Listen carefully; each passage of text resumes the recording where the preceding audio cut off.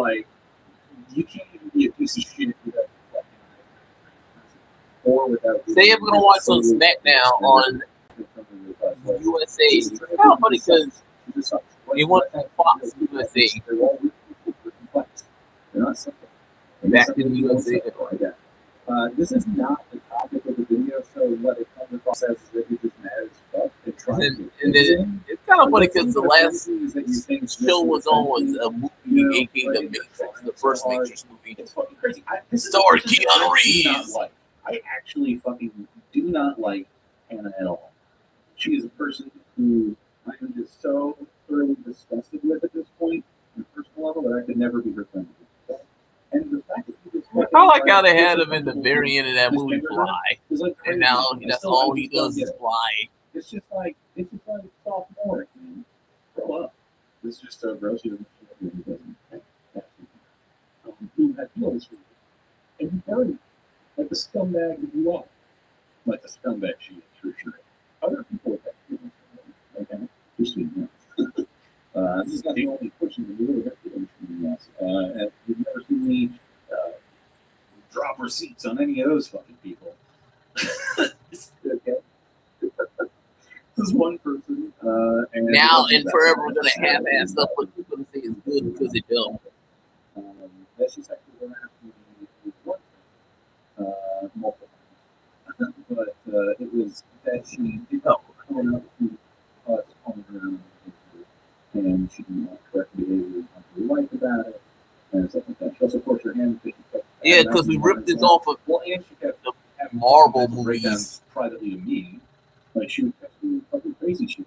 Yeah, it was just too much. Her behavior was fucking crazy. Salt Lake City, Paul. Absolutely.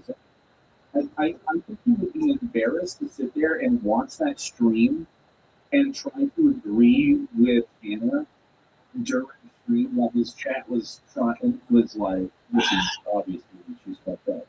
Like, who would all agree that she's fucked up? Yeah, the tribal chief.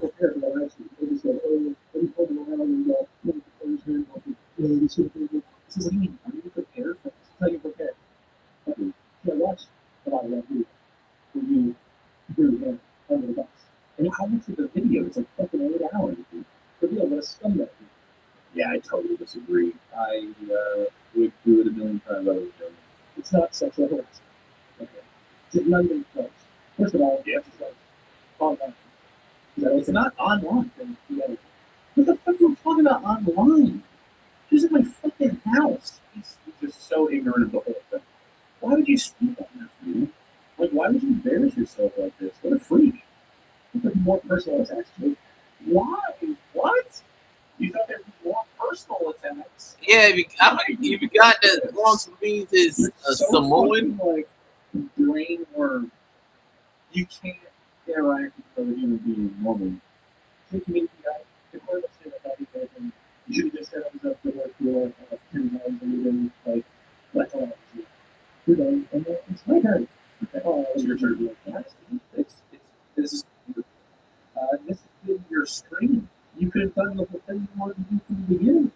Apparently, it's pretty good, like, ABS, because that's what women wanted to. He is so hung up on the trans shit. I am an atheist, yes. That Samoa Spike is it's all right. Now they need one more. Take your hat off. Do it now. Remember how I ignored the video where he was being a racist? That's crazy, dude. This is the shallow to this slideshow. I don't enjoy this person. Now let me make a slideshow out of pictures of him throughout the years. Look at all those videos of his I've watched obsessively. This shows how dude, this is a good picture of me. Are you kidding me? This is not my thing tweet anymore. I know it for months. He took this screenshot when it was my thing. Paul Heyman. That's so fucking cringe, dude. Can you show us your actual Jake folder? Bro, I cannot imagine having folders like on your Paul Heyman is not answering, huh? You checked out? What else you got in there, bud? This is got no one, huh? Bro, We saw them. How old were you when you experienced feelings of sexuality for the first time? And look at the poll. 1,600 people, 49 years old. That's what I was expecting. Just read this. Everyone explained this to him. It's insane to be upset at this question. How old were you when you experienced feelings of sexuality for the first time? Definitely for me, about 5 when I realized that The bloodline. This was in retrospect, of course, at the 5-year-old. I'm like, this is a sexual feeling. What's your criticism? Here's one that you don't need. And nobody likes. So nobody likes it. I like this. What kind of a guy? I'm just asking. Would you be interested in this kind of information? That's all I'm asking. You're not making an allegation. I'm not making any. Call me a pedophile or you're making allegations. You already done tried to. You know how old you were when you experienced a stirring in your life. Feelings of sexuality do not mean just boner. There's 5 months older than girls and boys. Yeah, well, so I like girls, but my parents were like pushing about it, like, do you like girls? And so I was like, no. That wasn't, I don't know. It felt like they were like, they would like me if I liked girls, and I did. Probably it would have been devastation if I was gay. Why are you putting 3 or younger? Who remembers anything from 3 or younger? My first memory is when I was 3 or younger. Who remembers anything 3 or younger? 3? Toddler? They're little people. Some people have memories from 3. I didn't assume you had that of that. That's when 2.7% like that. 4 to 9 years old. 1,600 people answered this. That's more than people have. What's yuck? What is yuck? I don't understand what yuck is. You didn't have sexual feelings when you were a kid? Yuck. You didn't like girls, man? Yuck. I can't believe you guys know this. What pathetic lives you guys have. You're spending time boosting my numbers. And hit that like, yeah, hit the like and subscribe, douchebags. Yeah. You douchebags. Probably the ages of chimpanzees. Okay, moving on. Adults. The ages Jake likes are adults. And adults who can have conversations like, hey, when do you remember having this stuff? Like, that's the kind of adults I would be attracted to. You wouldn't be able to know. But I would be able to do yes. You're not a very bright person. You don't know how to have this conversation. You have a mute button. Ooh, I'm not that dumb. I know you. I know you convince other people to know you know, and you just talk over that and probably you. Probably you can. The only time I can ever recall meeting anybody as young and trying to erase and stuff. So I mean, I guess you keep slurs out of you. I'm not going to do that, especially when you are reprehensible. Or because you falsely cried, somebody who just had a crush on you, and then you expose that that's scumbag. They really do that. You really remember if you're interested. I mean, at the point, it's like with the here. It's really infidelity, I guess. Like cheating on your partner, not being honest. Look, she's also a lesbian. Like I'm telling you, what? She tried some infidelity. I don't know. That's what you want to take. Fucking Christian man. You can take her side if you want. I mean, you know. Yes, I'm just a wait. When I say weed helps you sleep, what I mean. 3 hour nap. Yep. I guess last time I you sleep. This doesn't come back. Yes, I'm just awake. Right? This is what I meant. Oh, I'm shaking my head. A 3 hour nap. We just 3 hour nap. Acknowledge me.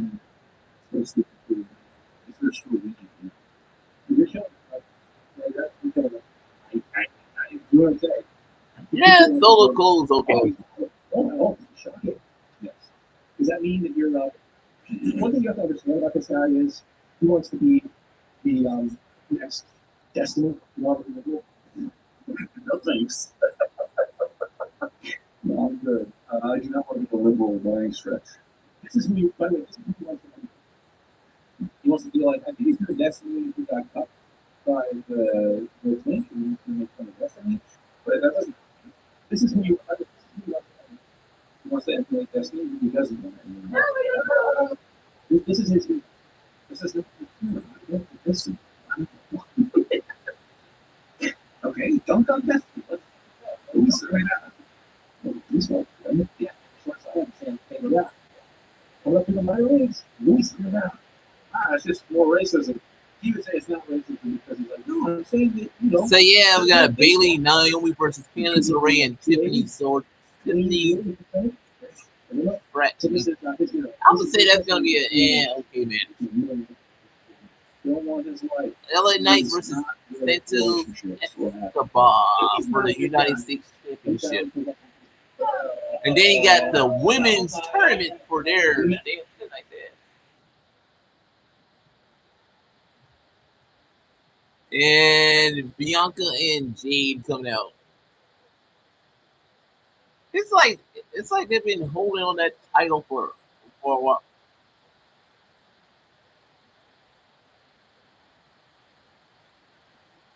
You know she's gonna lose. You know Bianca's gotta lose that because she's a tag team champion.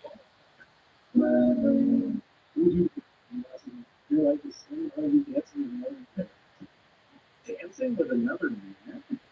No, I'm serious. WWE has a lot of titles. A lot of titles. It's like a lot of titles. You got the United States Championship. You got the tag team champions for the women. You got the tag team champions for the men. You got the United States champions for the men. You got the Intercontinental title. You got the both main titles for the men. And then you got the one for women. And you got the NXT championship, the NXT Women's Championship, the both men and women North American Championship. And then you also got to count the Speed Championship on that Speed Show title. So they got about, I think, 12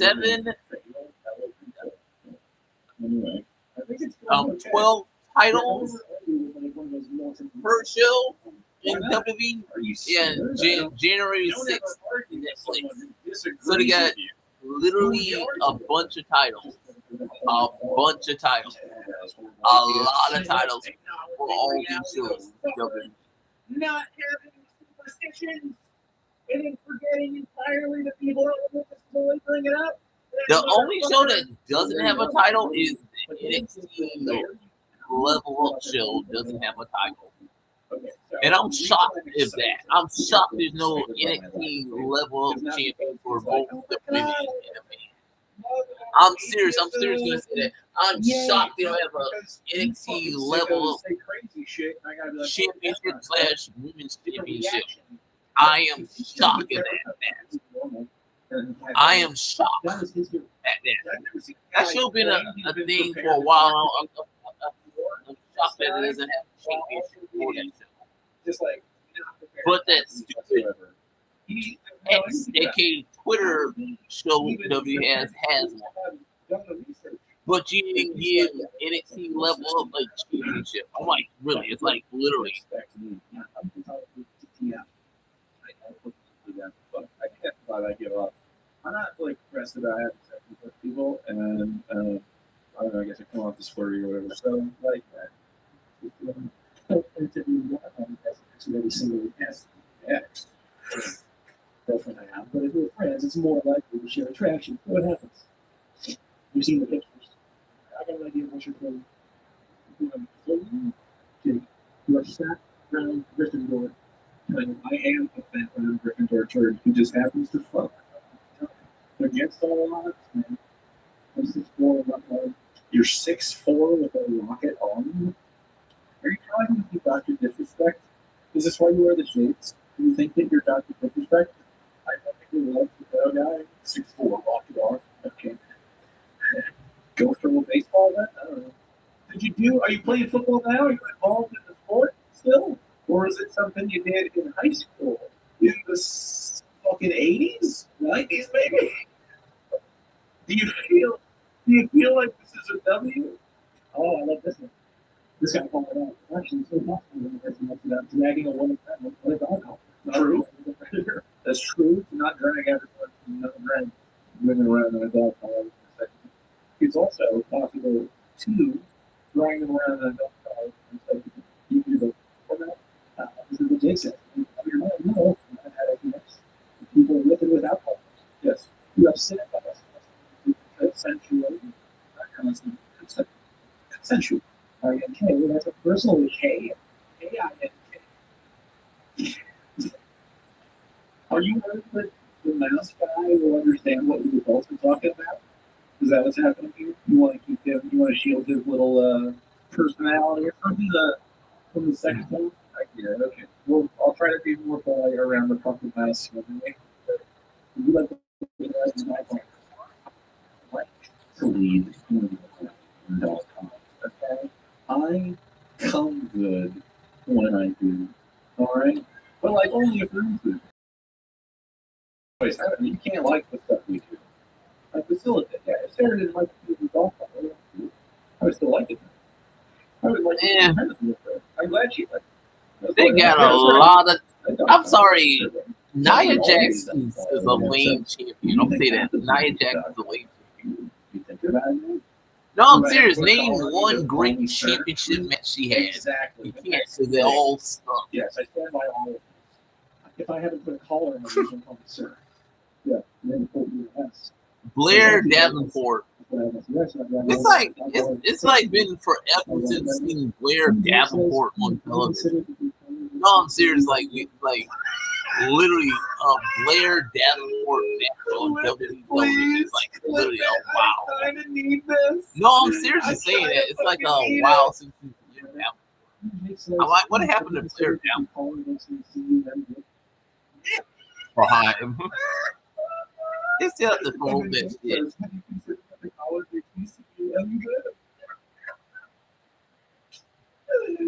Yeah, bro. Have you though? Have you considered it? It fucking does. That's funny. Yeah, this is what he does. Yeah, look at this fucking guy. I'm embarrassed. Oh, chat is. It's Chelsea Green. That you have to find out this way. That when I have sex, it's so hot that you would probably get off if you were to watch it.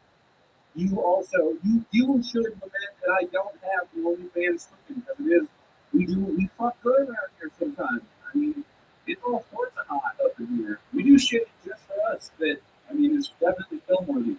I'm Chelsea Green. Straight up said after we have done certain things, or she's done certain things, or I have, that we should have filmed that because that was good stuff. But we haven't. I'm sorry. I guess it's selfish. I'm just saying, it's fuck good. It's a good time. If you have sex with me, it's good. I work at it. You said during, literally during. I mean, straight up, you're, baby, I love you. I'm Chelsea Green. What is skill? If these are my enemies, doing something right, your enemy? I know we spent a lot of time doing this. It's kind of just because it's fun. Me and Chan are having fun. I mean, we spent so much fucking time. This is just a bit fun laughing at you being mad at me for coming. This is funny. This is a guy who can't get off. Back and forth, back and forth. Whoa, back up. I can definitely get off. I'm Chelsea Green. It just makes me come. It's just one of many things I need to let me come. That's not Chelsea Green. One thing that you can experience if you want to in that particular situation. I need you to understand that while it might take some work to make me come, I can still come good in other ways. All right, I'm a versatile guy. And to be a short time, I thought it was essential. What this guy does, I got most guaranteed. Still to come. Cody Rhodes and Kevin Owens face the face. Also, Bayley and Naomi versus Tiffany Stratton and Candice LeRae. It's kind of funny because they're trying to make you act like they really give a fuck about Candice LeRae, but they don't. She didn't reveal that until later. She called the cops on me on my birthday. We were having a birthday party. She looked there. That's nice. We weren't. In my 20s, she was mad at me. I mean, if I was a guy who preyed on emotionally damaged people, you better believe that I would have taken advantage of them. that situation, right? Instead of just being like, no, you're to kill your wife. I'm an upstanding gentleman. Even though I don't like your respect it. Take advantage of emotionally damaged So people, that's the excuse you've been resting is not because W didn't have no idea what to do with her in the past month. No, I'm serious. Lay her down for her. She wasn't injured, but he really did much with her. And now you're trying to act like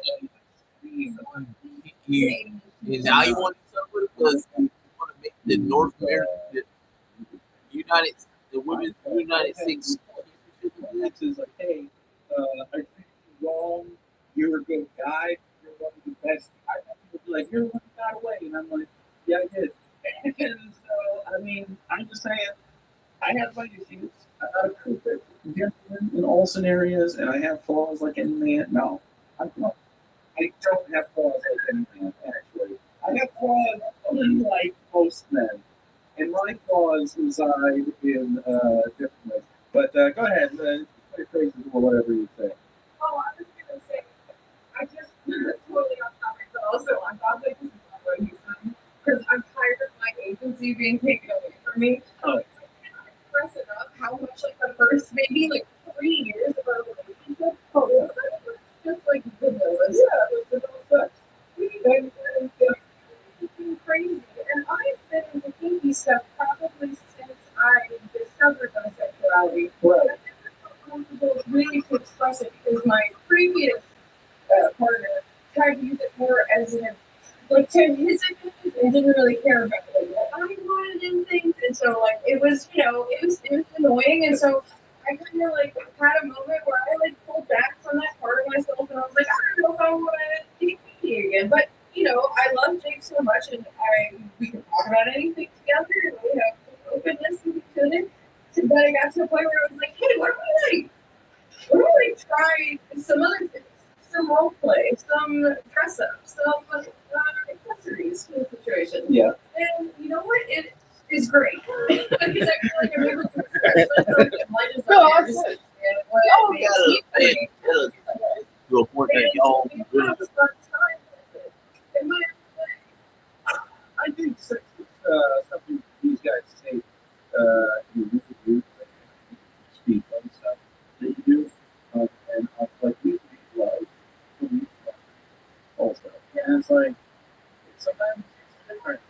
That passionate sex, Yeah. like loving, and then there's the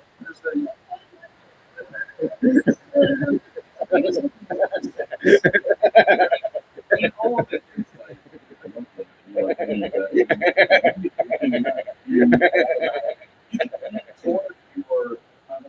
you instead of the I want to love you. Just express yourself. It comes different ways. like partnering women do independent of men every because of fucking emotional damage or Yeah, only emotionally sex. Right. Which makes me think that his wife would be open to him because he would judge, right? And I don't think sex in 2 minutes of purpose appropriation. if you're doing that, but like, it's I don't know, like you just gotta figure out what you like. This doesn't force me wrong. As you see, as you're on the screen, but hey, I'm verified. I guess consent is but it is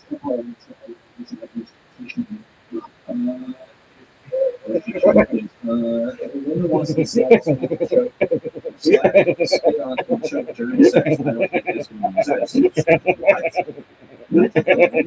wants to be slapped and choked during sex. There are definitely some people slap and choke is good. The partners are flying through walls and say,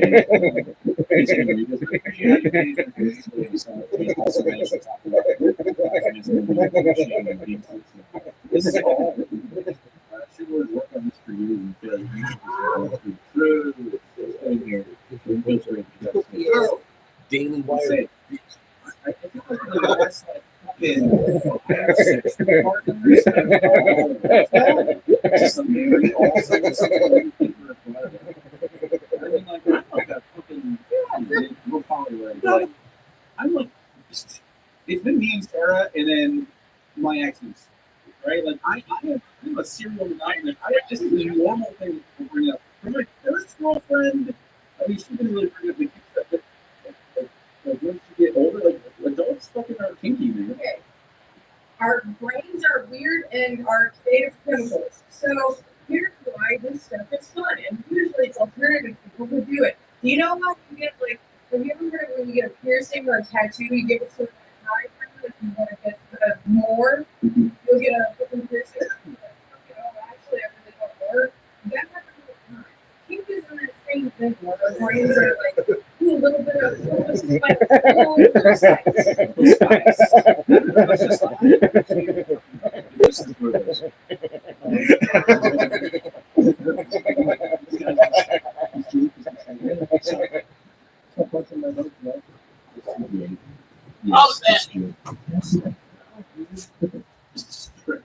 Leafy is just caught up in the video. He's at the bottom of the conversation. We talking about you should punch that because he wants to defend it.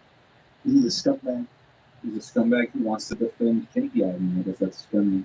If you want to when you're walking around, if you're doing out there, and you or something. Oh, he's talking about Justin Little, who I disagree with vehemently here, is saying if you're not uncomfortable that you're going to be walking around and getting close. This is talking about that actor, Jonah Hill.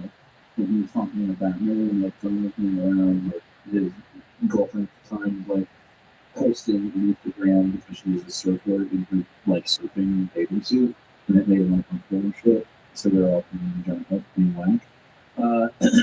This really completely going to be walking around such a revealing outfit when I'm not there, and I prefer to wear something a little more modest. This is an example of a man being open, vulnerable, and honest about his feelings. That's what Justin Hill said. It's sexist, however. To be open about your feeling and also be sexist. And he says, how? Why does it bother you to be revealing, particularly when you're not there? I think it's only sexism in the environment we find ourselves in. If we didn't have the culture we do, I doubt we'd experience the oddly gender type of insecurity. I don't know what that honestly. It's just sexism. If we like, hey, you don't get to, you have to wear something if you need to about your sexual like expression or something like that. A baby suit. It's weird. It's sexist to say that to women. Like we only do that to women, right? The point I was trying to make, he says, is that I don't think mentioning judge so harshly to express something. I don't think that. Something their partner kid does is making them feel insecure. If you're covering your mouth. Yeah, you can have to. So I'm saying something reasonable. You can have to discuss it with more comfortable. But your responsibility to point out this sexist response to women's bodies. I'm spitting. Chelsea Green. It's like okay, I kind of get it. What?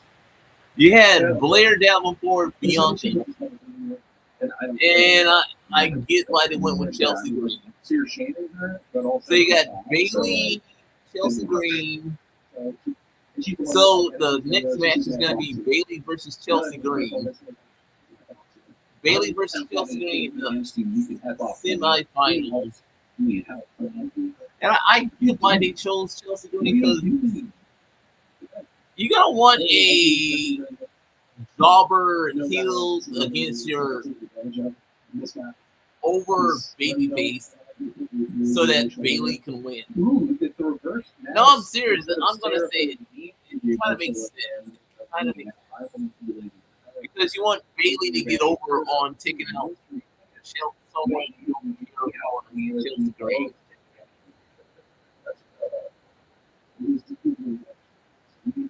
She's damaged. You are going to be the best 15 years. In 15 years.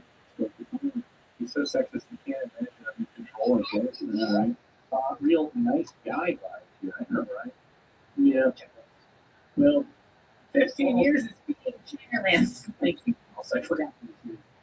We'll say, don't ever do anything rash. Just try to talk to someone. You will wake up someday and realize this guy is horrible. What do you think, Raph? Only?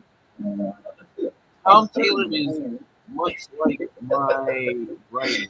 Don't do anything, Raph. And Marvel and This guy's a DC monster. like Too hard to use. He's kind of stupid. things like gay and but hating I know he cussed. I think he was like a super some little guy. from Fuck, dude.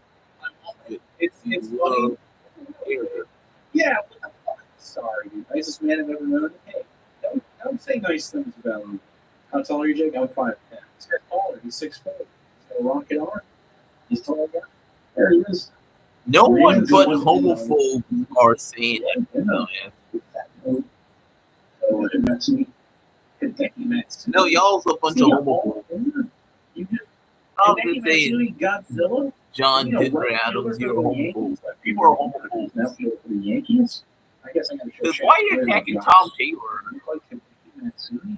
As you can see, we have maybe different movies. It's good matter. Slugger. Look at that. I don't understand. What's wrong with Kentucky Matsui? This feels like a film to you. Why are you just racist? Marvel I just remember how Disney just a normal fella. TV series.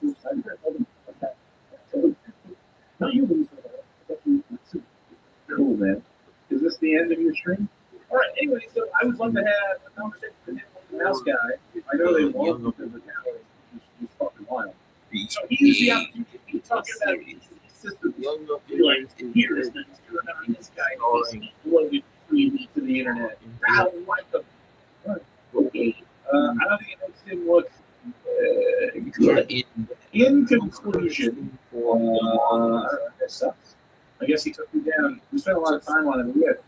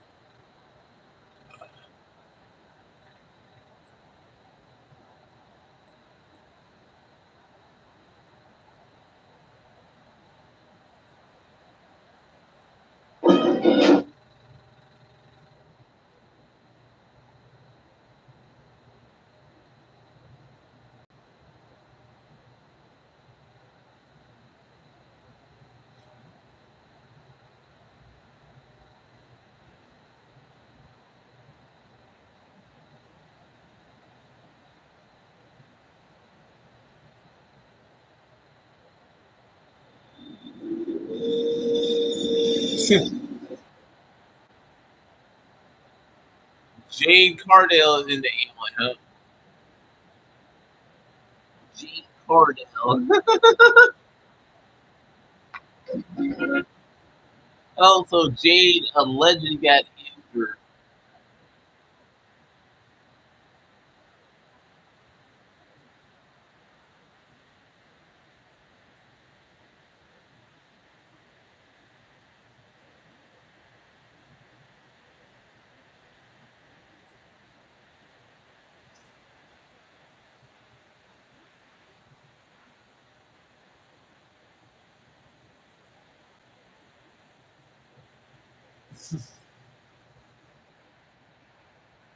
Night, LA Night.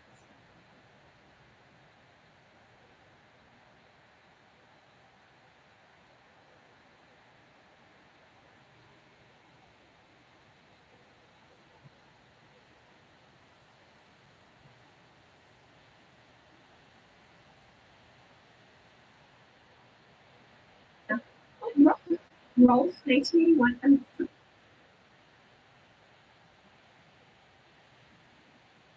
Thanks, champions.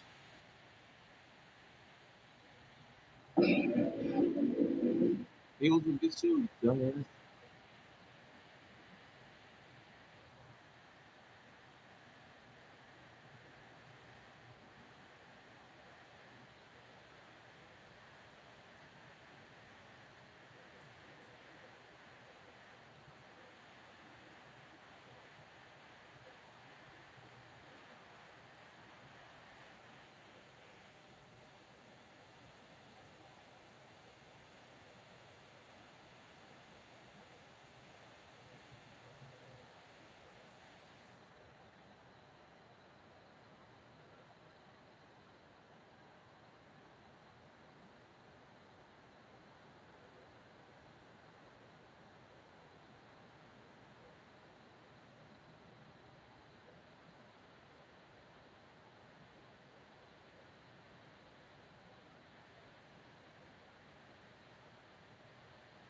It is Friday.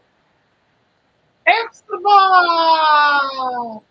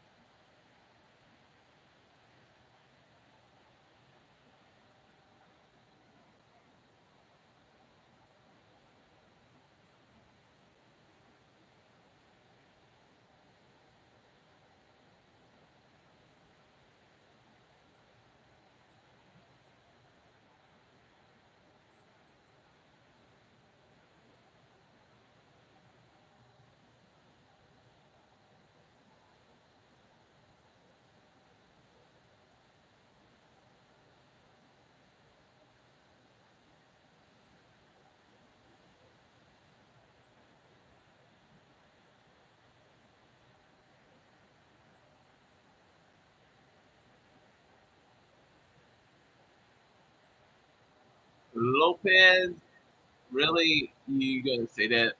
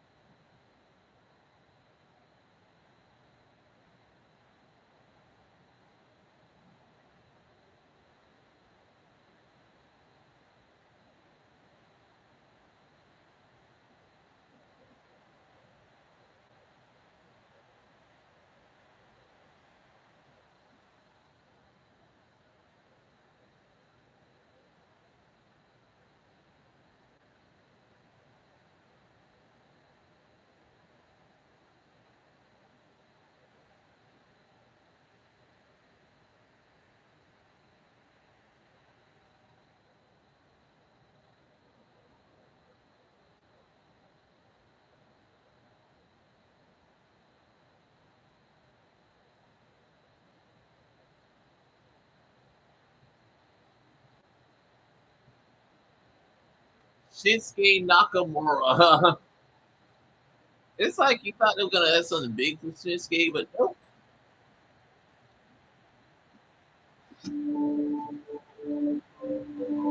Star Wars The Clone Wars is a show that changed the Star Wars franchise forever.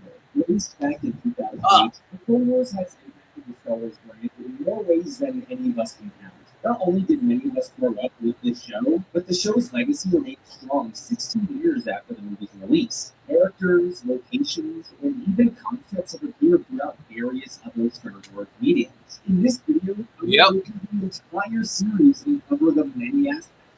From the characters, to the arcs, to the creators, to the production, I'm going to cover as much as I can. Because even after the series concluded back in 2020, there's still so much to discuss. The way I'm going to break down this video is by going through each of the 7 seasons and splitting them into 3 parts. First, I will cover the production of each season, share some facts and insights you may have never known about it. I will then cover the stories of each season and how good or not they are, and then I will wrap up each season by looking at the ratings and comparing them. So without further ado, let's travel back in 2005 and look at the production of Star Wars The Clone Wars.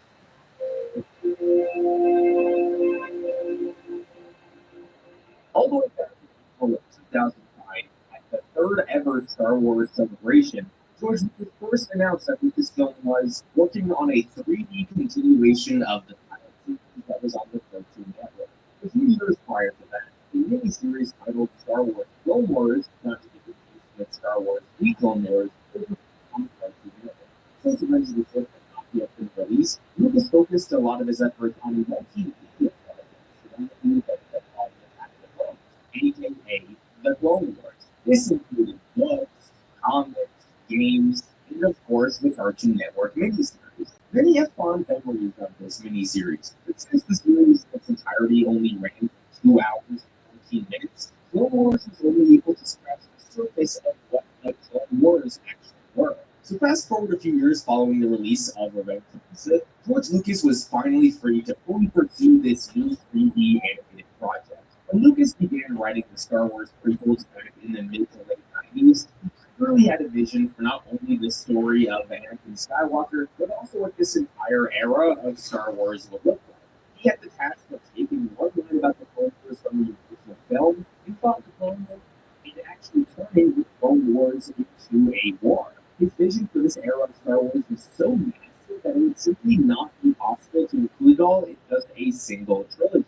So once the trilogy concluded, it was time to take those ideas out of his head and put them to the big screen, or I guess the small screen. In an interview during the release of the Clone Wars movie in 2008, Lucas spoke about how the Clone Wars was to focus less on the story of Anakin Skywalker and more on the actual war, and that animation was the perfect medium for all of that.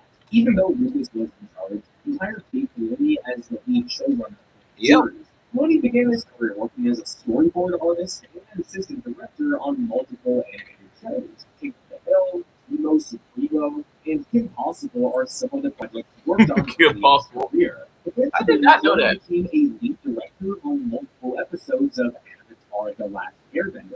Season 1 of Avatar was a major success for Nickelodeon, and because of this success, George Lucas reached out to Filoni to become the showrunner for the Clone Wars. Filoni accepted and production began. Unlike Avatar: The Last Airbender, Star Wars: The Clone Wars would not be a linear show that followed a central group of characters. The Clone Wars would be an anthology series, a show that would follow multiple different characters and multiple different storylines from episode to episode. Because the show's main focus was expanding the story of the Clone Wars, it wouldn't really make sense to follow a single storyline.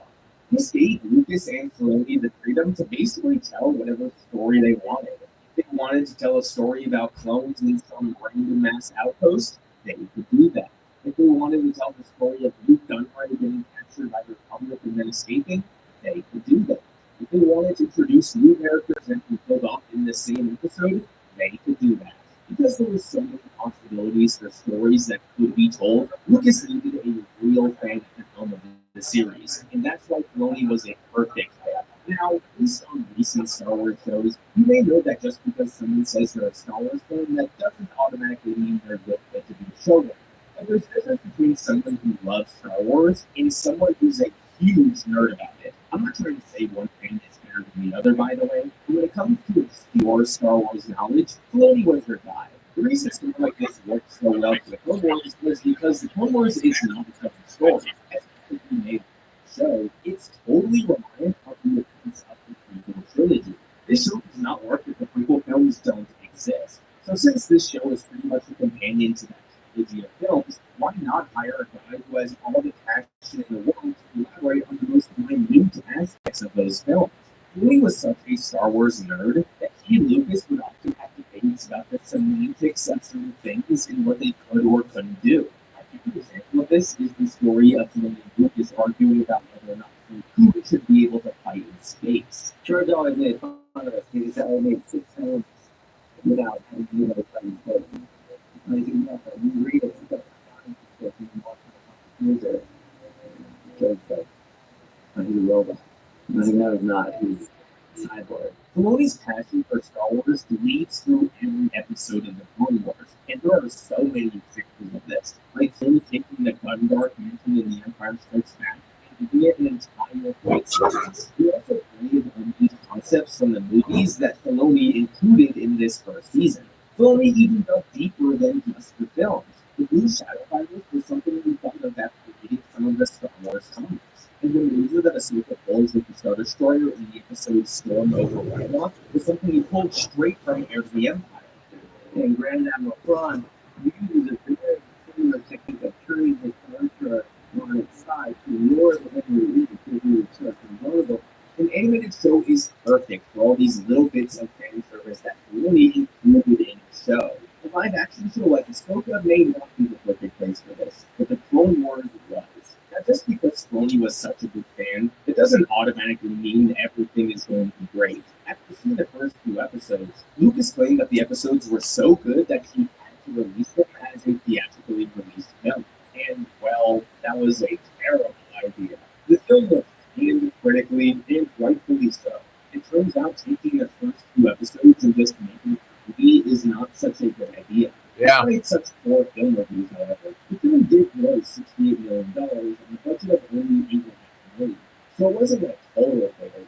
The critical backlash to the film did stop the production of the series, however.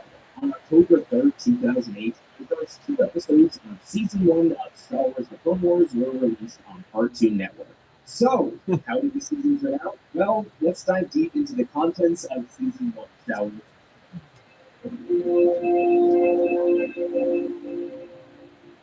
As I hinted at before, what is the #1 goal of Star Wars The Clone Wars? Sure, you can say its main goal is to be good, but I'm trying to get something a bit more specific. The goal of The Clone Wars is to expand on the prequels. This series is a companion to the prequels, and Lucas wants it to explore the many aspects of this world that the films could not. Thankfully, this is where the series as a whole excels. Season 1, more than most seasons, really focuses on developing the broader strokes of the war, while later seasons will focus on more specific aspects of the war. Right off the bat in Season 1, we are shown new worlds, how they look, and maybe most importantly, how they're affected by the Clone Wars. It's been a while since Shinsuke Nakamura in the WWE ring. The reason they're aligning with the Separatists is because they're offering aid that the Republic is not. Outside of Rhodia, we have other worlds like Ryloth and how their situation is far more dire than Rhodia's. And we even explore the least developed cultures like the Lurmen and how their isolationist and pacifist views are a key part of their identity. We even get to see the different philosophies of the leaders within these respective cultures. And this doesn't just apply to Rhodia, the Lurmen, or Ryloth. Now, we don't really get a look into what the Rhodian culture is like, but we absolutely do with the Lurmen and the Twi'leks. Of course, not every episode looks into new and unique cultures, but a fair amount of them do, and that's important when it comes to expanding the Clone Wars. In other episodes, like the Gungan General, I wonder if Shinsuke Nakamura getting pushed because AEW did it with what's the face in AEW. We get a good look at this after he is married, and yeah, it's the same one. Now, going back to the many worlds of the Clone Wars, sure, they all look different, but I'm far more interested in their role within the Clone Wars.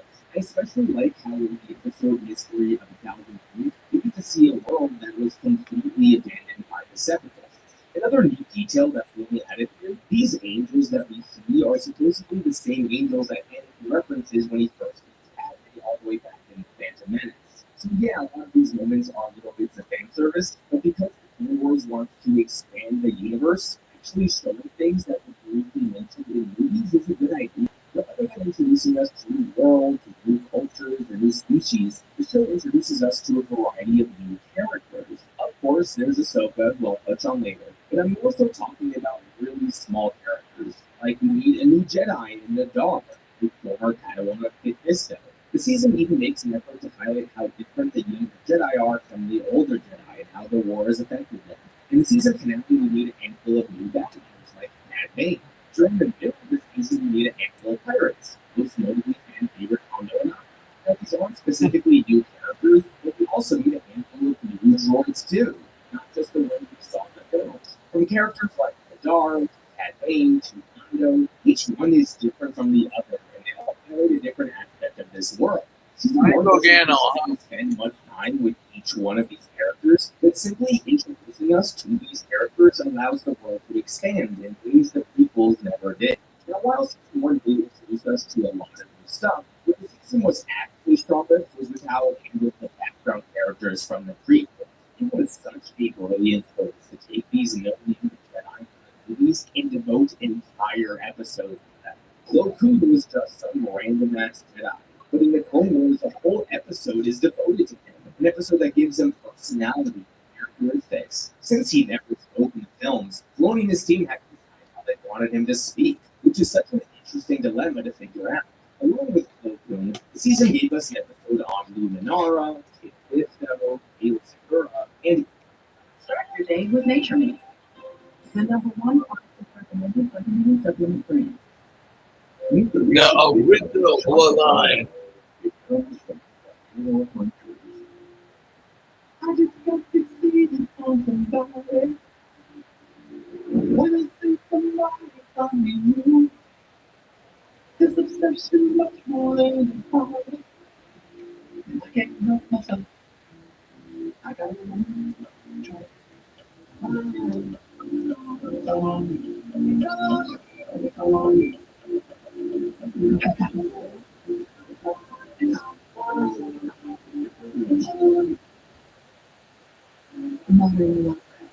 Thick, absorbent layers. These doesn't have to get designed as elegant. They're surprisingly affordable. The evil Yoda twins. Of course, we already know so much about Yoda, but let's be real. The prequel films didn't give him much to do. He was nothing like he was in the trilogy. So devoting the pilot episode to Yoda and having teach the clones these different life lessons was a wise choice. Even the more minor villains like Grievous, or even more minor walked him or get some development. And watching the featurettes of the series, it's so funny to see the lead look at one completely minor character from the films and then deciding to devote an entire episode to that character. One thing you can never criticize Lucas for is that he knows his audience. He knows that season 1 of an animated show on Cartoon Network is not going to be for 30-year-olds. This show was for the kids who the prequels a few years before and are still growing up now. So many of us who watched the Clone Wars from the beginning were the kids that bought the visual dictionary and memorized all the random ass facts about the movies. We were the kids that would say, "Hey mom, this is that ugly green alien. His name is Kit Fisto." And imagine how excited that kid got when that ugly green alien was so devoted to him. Things like that is how Lucas and Filoni were able to build such a loyal face with this show. They know that an animated show on Cartoon Network doesn't need to be the next Game of Thrones. It was a show for young Star Wars fans, and they needed that. Now I can talk about the worlds or these minor characters that were expanded upon, but I think the highlight was without a doubt the biggest accomplishment of the show. And this is something we learned under each world. And that's how this show built on the clone themselves. In the second episode of the season, when Clone is thinking of ways to rescue everyone, what the clone says, "We're just clones, sir." And Clone responds by telling them they're more than that. This little exchange is pretty much the thesis for the entire show. In the movies, the clones were basically no different than the droids, mindless killing machines. But in the Clone Wars, the clones are so much more than that. Rookies is the most popular episode from season 1, and it's easy to understand why. The episode develops the clones better than any other episode this season. We meet so many new clones. Some whose clones live like Heavy, and others who play critical roles throughout the series, like Echo and Charles. Echo was introduced all the way back when this episode came out in 2008. And in 2024, with the Backlash, he's still an important character. That's how great of a job this show did. The show gave these films so much personality. We watch these holograms of the and they even have this art of sexy girls on the wall. It's such a minor thing, but it's realistic. I also love how they have nicknames for each other, like Shiny. Outside of the episode of Cookies, I love the episode on Rylock, where we see the clones always strength of the Wheeler. He said this episode was so important because he really wanted to highlight the empathy of his clones. And it turns out he just thinks like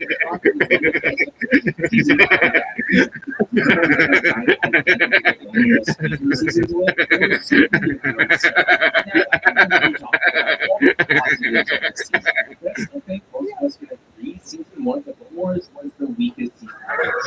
And a big reason why is because the first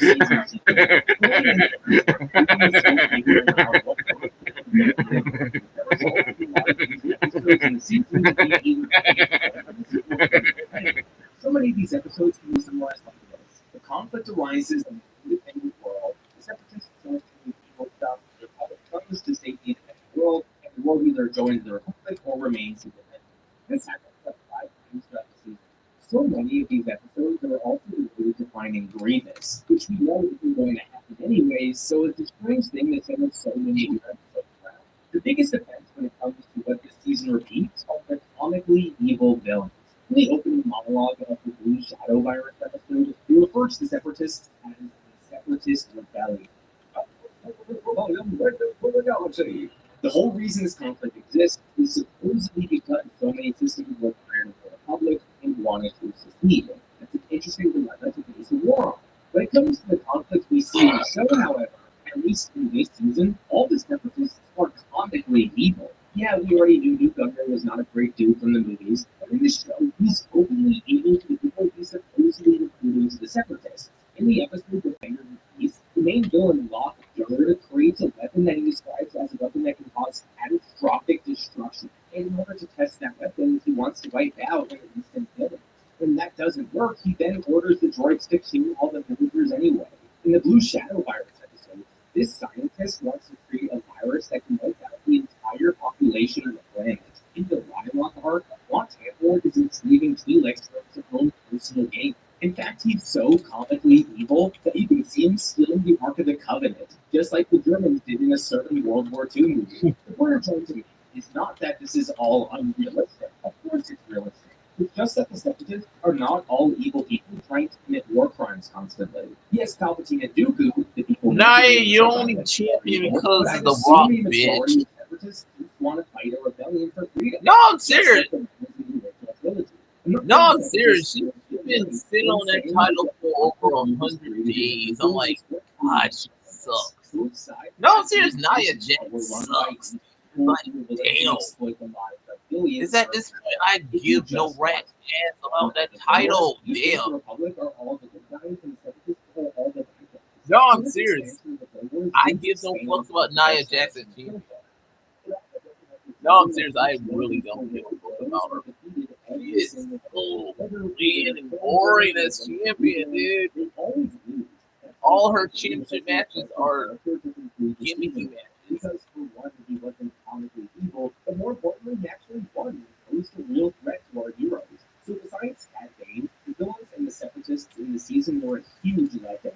Now, what the Clone Wars eventually becomes well known for is how it tackles mature themes. So many of these arcs later in the show are more thought-provoking than almost anything I've seen in animation. Season 1 doesn't come close to the level of depth that the later seasons have. One of the big themes of the show is supposedly the horrors of war. And while we get a little bit of that, most of it still portrays war as being a lot of fun. A lot of these episodes, like the Rhodey episode, introduce an interesting topic, but then it just turns into a simple rescue mission episode. It's not as focused on the themes yet. In the episode Defenders of Peace, it touches on how the innocent suffer in war, but then everything is good in the end and the people move on. With the Talls in the episode Trespass, they introduce this concept of the Pantorans thinking they're a primitive species not worthy of the same rights. The way it's all resolved is that the counselor just dies and then peace is made. That's not the most interesting way to explore that theme. Biological warfare was introduced in the Blue Shadow Virus stuff, but it's treated as any other conflict the Jedi need to solve. Now, there are some examples of this show exploring the core themes in an effective way. The episode with Nadar effectively showed how war can change people. Cody Rhodes going to be on the Tonight Show with Jimmy Fallon. I really like the show by questioning the difference between attachment and compassion. It's a pretty bit of development for a character that we'll discuss in a bit. Going back to the Blue Shadow Virus episodes, there were some interesting questions raised about how to handle such a devastating virus. Do you sacrifice the few to ensure the safety of the many? Granted, the characters were never forced into making this decision, but the questions were still interesting nonetheless. The whole Ryla arc handled the subjects of innocence and radicals far better than any other arc this season. As I stated before, showing the innocence of the little girl and contrasting that with her surroundings is powerful stuff. She never answered questions about power vacuums and Separatists are defeated was a prophecy that became true. The rest of the season got with interrogating the themes was with Ahsoka in the first Ryla episode. Struggling with the loss of so many men is a prominent theme in war. And seeing a teenage girl deal with this, along with how Anakin handles that as a teacher, was powerful for me. All these years later, it makes me think back to the Ahsoka series and what the show tried to convey with Ahsoka's arc. Speaking of Ahsoka and her arc, it's time to talk about the main characters of the show. And that's really just Anakin and Ahsoka. It's peculiar that when promoting the show, Lucas put an emphasis on how much he wants the show to focus on Anakin, but the show is still largely about Anakin. Ahsoka is arguably the main character, and the biggest part of her story is her relationship with her master. But putting that to the side for the moment, I am mostly pleased with how the show and even this season drew these characters. In the Clone Wars movie, Ahsoka was annoying, and she's a little bit in season 1, especially during the Battle of the Droids to her. But after those episodes, the storytellers do a solid job of getting us to buy into Ahsoka after not liking her episode. And they do this by giving her so many flaws. One of these flaws are because she is trying to mirror Anakin. She is brash and impulsive like Anakin. We saw this in her dynamic with Luke. She makes so many impulsive decisions that doesn't work out in the scene though. What makes us endear Ahsoka is that she's always asking questions, always trying to learn, and even when she does on the ground, it's not in an arrogant way. And she's also quick to admit she's wrong. I mentioned this earlier, but I love how between her and Aayla Secura where she questions the difference between attachment and compassion. Or in the following episode when she questions how these people refuse to fight for their own safety. These qualities that Ahsoka has can endear us to a person, Ahsoka exudes compassion, but also naivety, and that works perfect for a main character in a kids show. The best Ahsoka moments are without a doubt the parts where she's put in command during Storm override. You see her being too reckless, but when things go south, you see her with her struggles with this. She loses her confidence, she feels guilty about letting others down, and you see how much the clones matter.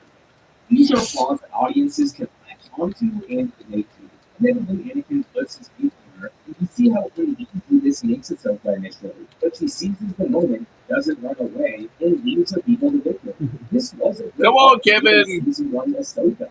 Ahsoka was put in command, she struggled with it, she suffered the consequences of her actions, and she learned what it really meant to lead. Great arc for Ahsoka and a great rebound from how she was in the movie. When it comes to her counterpart in Anakin, sorry prequel fans, but I love this version of the character so much more than the movie version.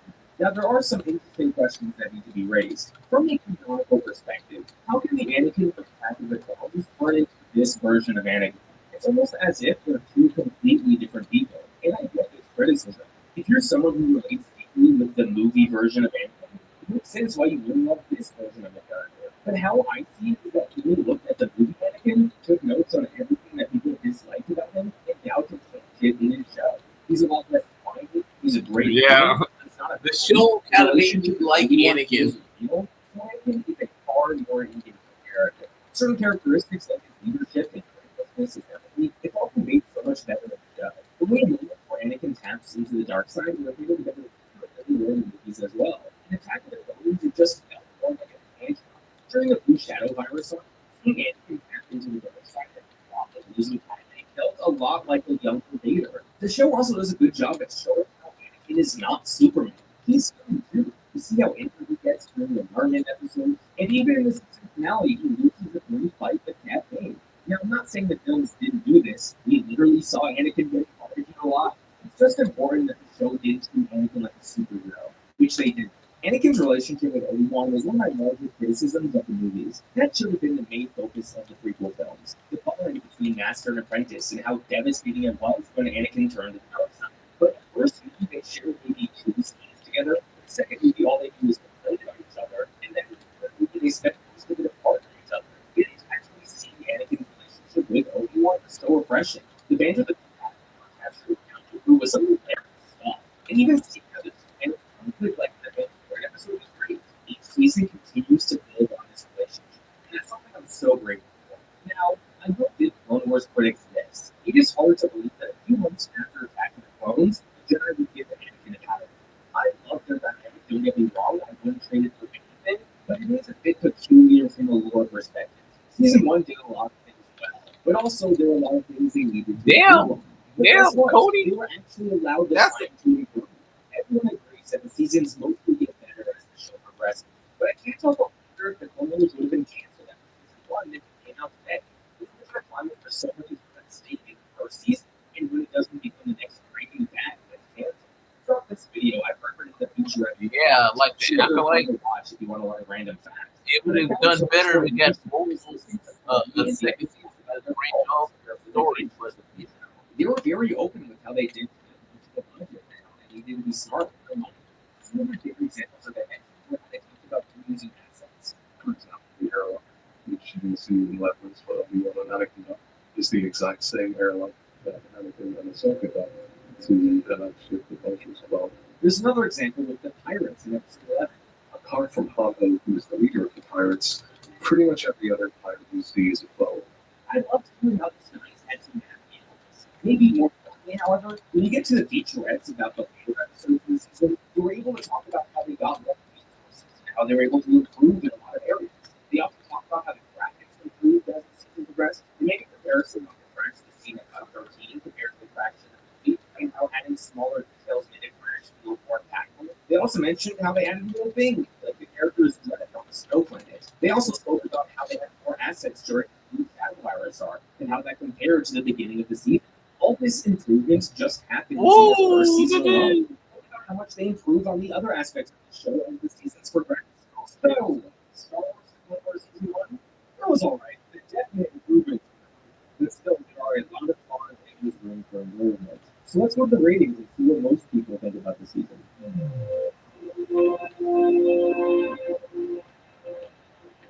Season 1 received a 69% critic score for 16 reviews on Rotten Tomatoes, along with a 78 audience score for over 1,000 reviews. IMDb doesn't give individual scores for seasons, but if you were to average the 22 episodes from Season 1, you would get a score of roughly 7.3 out of 10. The highest rated episode according to IMDb was Lair of Brutus with an 8 out of 10, and the lowest rated episode was On That Jedi with a 6 out of 10. And that's it for Season 1.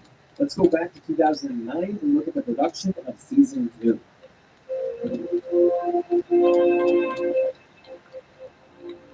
Now, because production of Season 2 began before Season 1 even finished airing, there wasn't that much that changed between the seasons. And this will pretty much be the case until we get to Season 6. In my section of Season 1, I spoke about how limited Lucasfilm Animation actually was in developing that season. So many of the featurettes of Season 1 mentioned the crew had to find ways to save money. Some examples of this were reusing existing assets. Good job. Ways. Now, it was also mentioned that towards the end of the season, the team at Lucasfilm Animation drastically increased its size. I was unable to find any specific numbers when it came to the team of Lucasfilm Animation or the budget. Notice in Season 1, later episodes don't only look better, they're also a lot more expansive than before.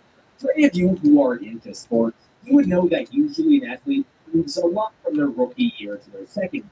This is because rookie year, there's more to learn than just the sport. There's other factors at play that I hate you, Cody. consider.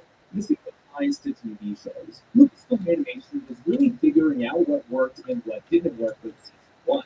Towards the end of the season, they seem to have figured out their groove. So now that Lucasfilm Animation had this new and improved team going into Season 2, they were really able to push the boundaries. Right off the bat, Wow, you he can hates notice that himself. what the animators were able to put on screen was a lot more expansive than what came before. And I don't necessarily mean just more assets on the screen. I'm talking about the locations, the number of locations, and the scale of these locations. Geonosis was a 4-episode battle that simply would not have been possible to make in Season 1.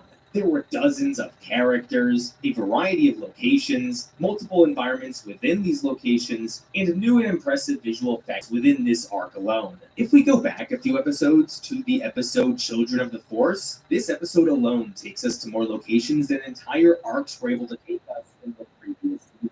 First thing I asked was why two episodes, because there's just so much going on. We're jumping to so many different planets, there's so many different characters.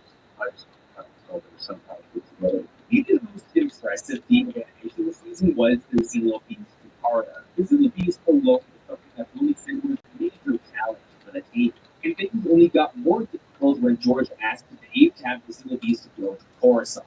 And George says, yeah, so at the end of this, they're going to take it on a ship back to Coruscant, like King Kong.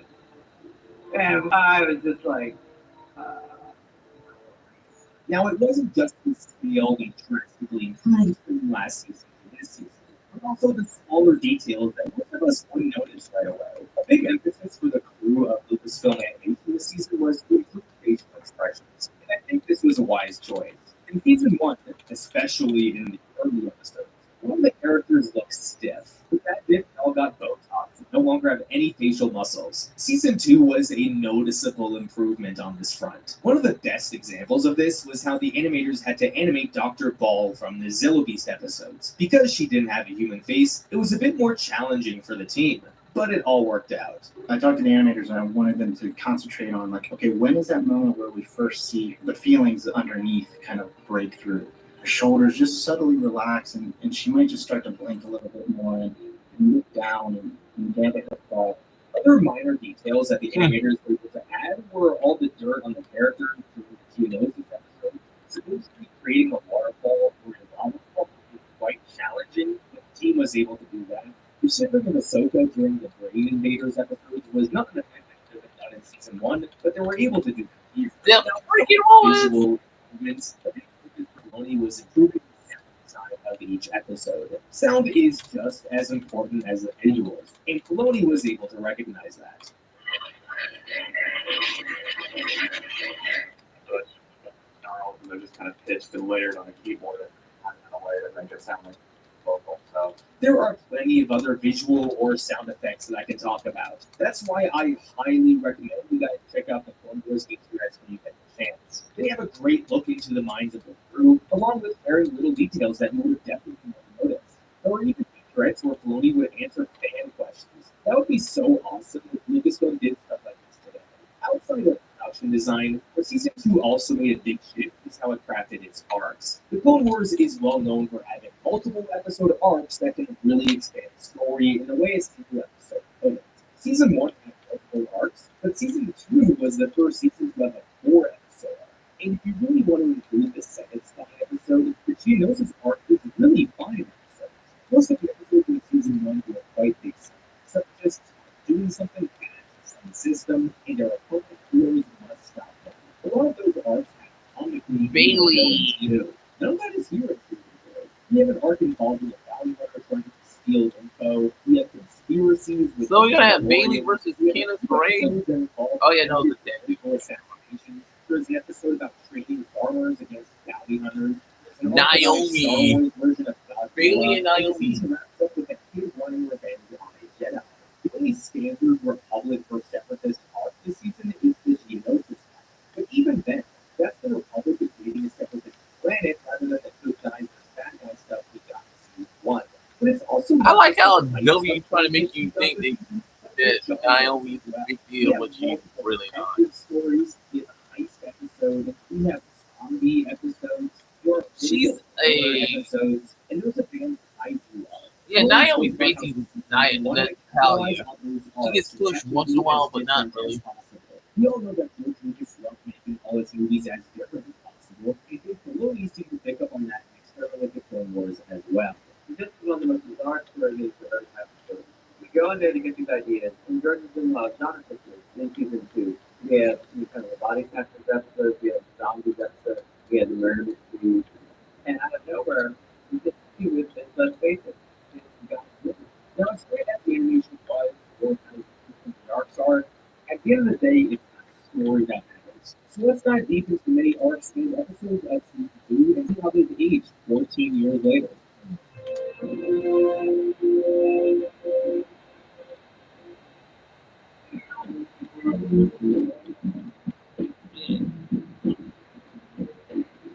Tylenol Precise with maximum strength lidocaine provides long-lasting targeted relief for up to 8 hours.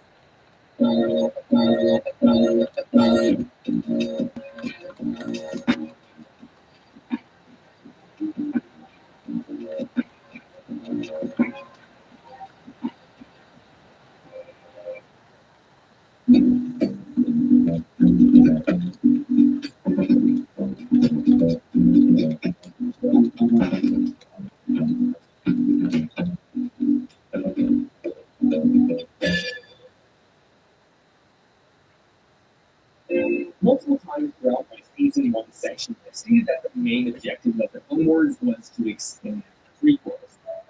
Now, Season 1 did this in a lot of ways, but none of them exceeded expectations. It tried a lot of different things. Some episodes focused on theme, some focused on plot, some focused on character, and some focused on nothing at all. But Season 2 is much different, is its consistency with its approach. Season 2, I would argue, is a lot more character-focused than anything else. And of course, that doesn't mean that nothing else was explored, but as we'll see in a second, character was the main focus of this season. Eventually, the Clone Wars get really good about exploring mature and dark themes, but in Season 2, it hasn't really gotten there yet. Some arcs do tackle some of these issues, like the Dillo Beast arc tackles the moral questions about what to do with wildlife, especially when it's endangered. The Deserter episode brings up questions about war and choosing your own destiny, but other arcs miss an opportunity to explore these powerful themes while also maintaining character development. In the final arc of the season, one with Boba Fett, there's a lot of discussion around kids and their role in war. At the end of the day, the major theme of this show was how pointless the war all was. So you'd think that the topic of sending kids to war would be discussed a bit more seriously, but that's completely glossed over here. If anything, the episode tries to make these kids going to war as more of a good thing because they're there to help fight alongside their brothers. This is where later seasons will really start to shine, but clearly the story isn't there yet in Season 2. And since the season is really more focused on the characters, let's discuss the characters. The one who gets the most development this season, I would argue, is Ahsoka. Almost the entirety of the first half of the season includes her in some way. Season 1 gave Ahsoka a lot of qualities and allowed fans to root for her. Qualities that were lacking in the Clone Wars movie. Good qualities are still ever present here. There's a handful of moments this season where Ahsoka tries to get someone out and it just all just screw off. It makes us feel bad for her because no one wants to be yelled at for the time. Maybe the most underrated aspect of Ahsoka in these episodes is how much improvement she takes. Throughout the season, Ahsoka is constantly put through the ringer and takes out the top. Here are just a handful of things she experienced this season. Almost got blown out of an airlock, chose to sacrifice herself and was very aching the ground after an explosion, almost got invaded by zombie workers, almost froze to death, got her lightsaber stolen, and almost got killed by a handful of valley members. And these events only continue on as this progresses. The reason it is so important that your characters face adversity is because we respect people who can go through that kind of stuff. I have a take about women in action movies or shows that I want to share. So often the writers want us to believe the women are as capable as the men, but at least physically the women almost never endure as much. You guys know I'm not one to crap on the sequels, but it's the first example that comes to mind. Rey has a lot of emotional trauma throughout these movies, but basically the worst thing that ever happens to her is that she gets a cut on the arm by her Praetorian guard.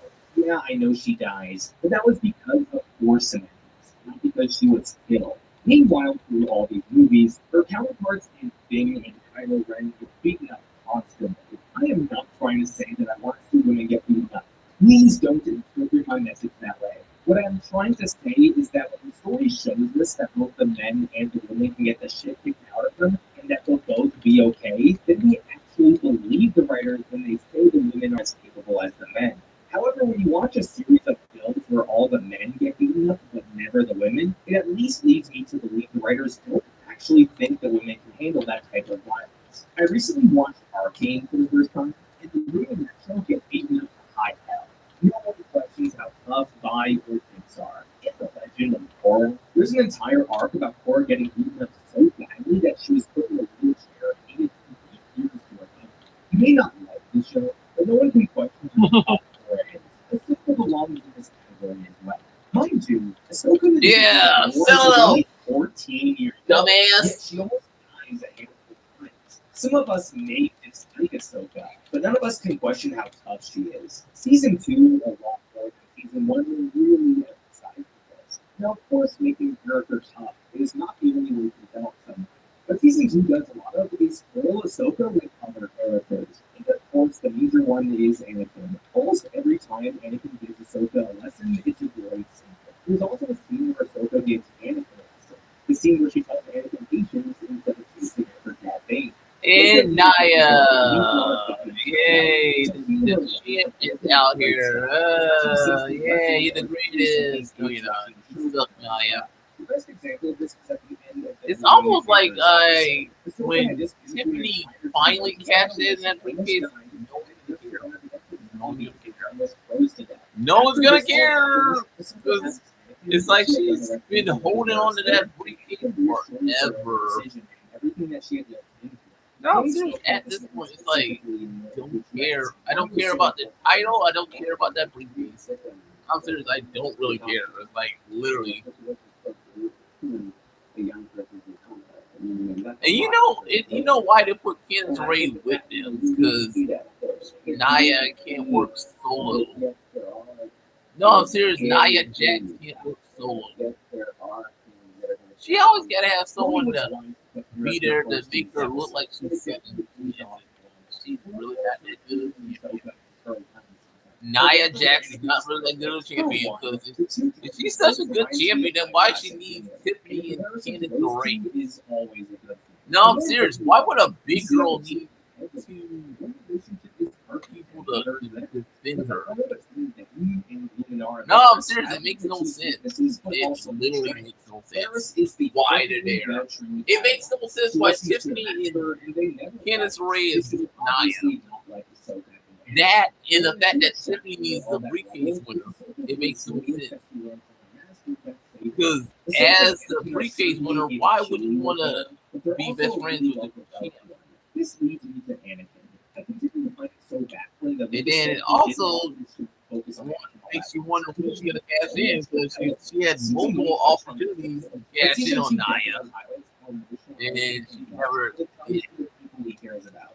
course, we see how it needs to become. And the only reason she has it is because they want her to get a long range championship run. Nia. Seeing Anakin lose his mind at the thought of Ahsoka dying is a perfect way to develop his character. Contrasting Anakin with Luminara and Yeah, high behind the fat girl. High behind the fat girl. The only way the movies were able to highlight this characteristic of Anakin was with Padme and his mother. I'm serious, who herself hides behind y'all. Here we get a lot of that development with Ahsoka. This guy here, I can totally buy Return to the Dark Side this season. Speaking of it, we see a bit of marriage struggle. It's kind of funny because Tiffany herself was a bad North NXT champion, NXT Women's Champion, and NXT. Which someone like Because if she was a good champion, why they had to bring in Becky to lose the title? Traits as well. What the storytellers did with Anakin this season was really smart. Now, I want to transition to Obi-Wan. I have a hot take about Obi-Wan. I never loved him as a character. Sure, he's funny and he's iconic, but he never had any real depth to him. Everything he does in his movies is because he made a promise to someone. He only agreed to train Anakin because Qui-Gon asked him to, not because of any personal reason. And then when Obi-Wan looks up at Luke, it's because he promised to Yoda people, not because of any real personal desire. Now, the Obi-Wan film tries to tie his guilt over what happened with Anakin to his relationship with Luke. That was something I actually really liked, but that wasn't conveyed much in the prequel. Season 2 of the Clone Wars shows a whole arc developing Obi-Wan's relationship with Sabine, a woman he supposedly loved at some point. The banter the two had with each other is just as funny as Obi-Wan's banter with him. I love the teasing Anakin does towards Obi-Wan. See that Obi-Wan can do it. They say that. Perfect. I think people really underrate how big a player was when he told Satine he would have left the order for her. Yeah, but in the book, he had a kind of gay tease in the order for someone is a big the Padawan book. Obi-Wan. The most character development we've ever gotten for Obi-Wan up to this point. And it's all great. I love the development of Ahsoka, Anakin, and Obi-Wan. But if you know me, you would know the development of the clones being the most impressive in the entire series was everything to do with the clones. Tony made a great point about how he wanted to develop the clones in the show. He stated that he wanted a lot of kids watching the show to relate with their individuality. The big issue kids struggle with is standing out and learning their place in everything. Having the clones put such an emphasis on standing out and having their own identity was a perfect way to tie in this theme. The variety of different clones we meet throughout the season are a big reason why we love the clones so much. The different personalities, the different armor, the different hairstyles. Seeing each one stand out is so important. With the improved visuals of season 2, the animators were able to give their clones a lot more variety. Now, season doesn't tend to make clone focused episodes. Season 1 had more of them, but season 2 had the third episode. An episode I find criminally underrated. The development for Rex here is more important than I think people give it credit for.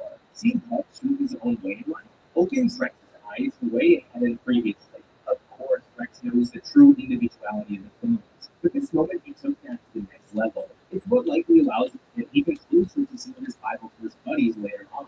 Towards the end of the season, showing the game clones for the first time was a refreshing way to develop the clones as a whole.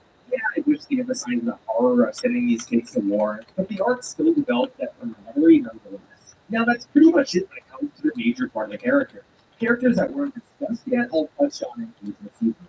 Now, there are other aspects of these episodes to discuss besides the theme and characters. One aspect of this season that was totally absent from the first season are plotlines that tie into future events. There's a lot that has some serious ramifications in the future. The first arc of this season has to do with Palpatine wanting the location of Force-sensitive children. Why would he want this? Of course, to make sure no Jedi can return them to our field. He also mentions the idea of raising the dark side Force. This is likely the early idea for the Wizards, even if it doesn't directly lead to that. This season introduces us to Varys and her relationship with Ahsoka. This becomes increasingly relevant as the seasons progress. Varys framing Ahsoka was a major part of her story, and then Varys moving through Order 66 and having her story play out in Tales of the Empire was important for Lucasfilm. When you look at the deeper motivations laid out into the Solo Beast arc, there's lots of implications there too. Why would Palpatine be so interested in a material that could reflect lightsaber strikes? I'm sorry, this text match is kind of okay. Highlights how the Jedi it's a bunch of spot moves. Through the war. The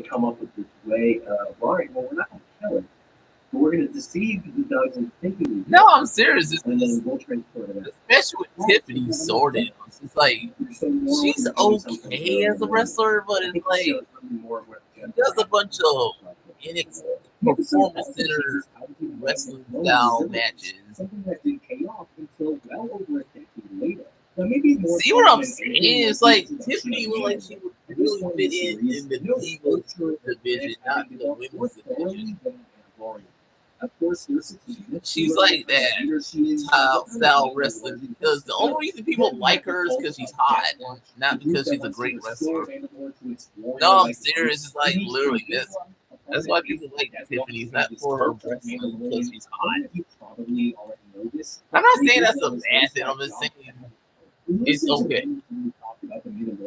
It's no shock that the two ended up doing a show about Mandalorian later, but the Mandalorian probably be most curious about. Mandalore becomes such a critical part of not only this series, but so much of the Filoniverse, as some like to call it. Everything here is in The Filoniverse. And this forward thinking in season 2 is one of its bigger strengths. If I had to criticize something about this season, other than the lack of thematic depth, there are a lot of silly things in this season. In the first arc, the whole isn't that kind of the only thing she got is that one flippy thing she does? That's it.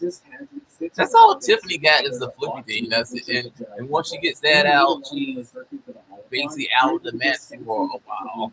Because that's all she got is the gymnastics move she does that looks cool. And that's it. That's all Tiffany got. And Nia just shoved Naomi. Was able to escape so easily so many times that no one else can escape the Jedi, I guess, besides Grievous. So it gets a bit silly up to a point. And then this next example is a really minor one, but it's one that comes to mind. In the Mandalore arc, they knocked out Obi-Wan so they can hang him upside down and then crush him with these machines. Why not just kill him instead of stunning him? This silly stuff largely stems from the show being in its more juvenile era. Yo, Sky, I thought you were supposed to be on Raw. This in the last section on season 1, but shows should be allowed to grow and get better. Just look at the difference between season 1 to season 2 alone. The animation was much better, and the character development was much better. Nia got nothing. No, I'm serious. Nia Jax got nothing. For some reason, I get annoyed all she got is she got to make like because she's a bad woman. That's all she is. People again freak out and they clip from all the violence, especially the and Rhea Ripley, Raquel Rodriguez sucks too. No, I'm serious. Raquel Rodriguez sucks. It's like all her moves is basic. In comes Mommy with a. It's like Raquel Rodriguez is like lame. No, I'm serious. I see her in the ring and she's like barely gives a good kick. She barely gets a good punch in. Starting a story that is really for kids, but allowing said story to mature over time. It's like, god damn, that girl sucks. Raquel Rodriguez sucks. She sucks ass, man. She sucks ass, man. It's like, God, I want to feel for her, and I don't. And the only thing she got to fame is maybe her biggest dad, but also the fact that she's best friends with Rhea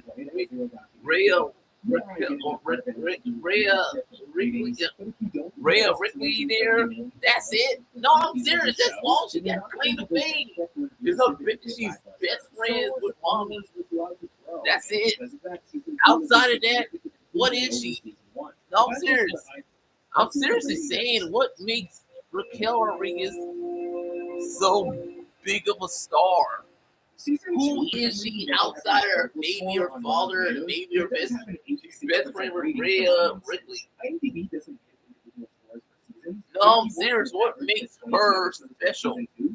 Why is she in this company? Why is she this top star? No, I'm serious. Why is she in this TV time? What can she do outside of being a surrogate bodyguard / acting partner? Can she work single? No, she can't. We all know that's not possible because she always got to be partnered with someone. the Raquel Rodriguez as a wrestler sucks. I'm sorry, it's like literally, if you always gotta find some gimmicky way to keep a star around, she's not worth it. They put that person not worth the time and place. Because why you fired a bunch of superstars, not her? No, there is. You fired Amy Hartwell. She was something. She has skill. She's a great wrestler, but you did nothing with her. You really did nothing with her. So if I see her pop up somewhere like AEW, I'm gonna say, damn, this is what she could have been in WWE. No, I'm just saying she never did pop up in AEW store. Season 1 was the season when the team learned the ins and outs. Season 2 was using what they learned and taking it to the next level. So with all that experience, season 3 was the season to really experiment with out-of-the-box ideas. The big theme of this season from April was wanting to try new things. We shouldn't get to doing what we've seen before. Now, trying new things is pretty big. What this does apply, however, is the types of conflicts this season explores. Season 1 was mostly about separatist versus Republic battle. Season 2 had some of that, but it's still largely centered around what the Jedi and the Republic were up to. Season 3's conflicts are all over the place. And I mean this in a good way because this show is an anthology series. Season 3, way more than the previous 2 seasons, really takes advantage of what it means to be an anthology series. Of course, we have some standard Republic or separatist episodes like the Arc Troopers episode, and of course, we have the standard Jedi missions like the Citadel. But in Lady season 3, Citadel. we now have stuff about the Grand Syndicate and how they are affecting the war. We spent 3 episodes focused on the Night Sisters and Asajj Ventress's quest for revenge against the Sith. We have entire episodes devoted to political corruption and how these banking plans are undermining democracy. We have 2 episodes about translations, kidnapping people, and hunting them for sport. And most notably, we have 3 episodes devoted to exploring the Force and who these gods are. When I heard Billy say he wanted to try new things, this is what I thought about.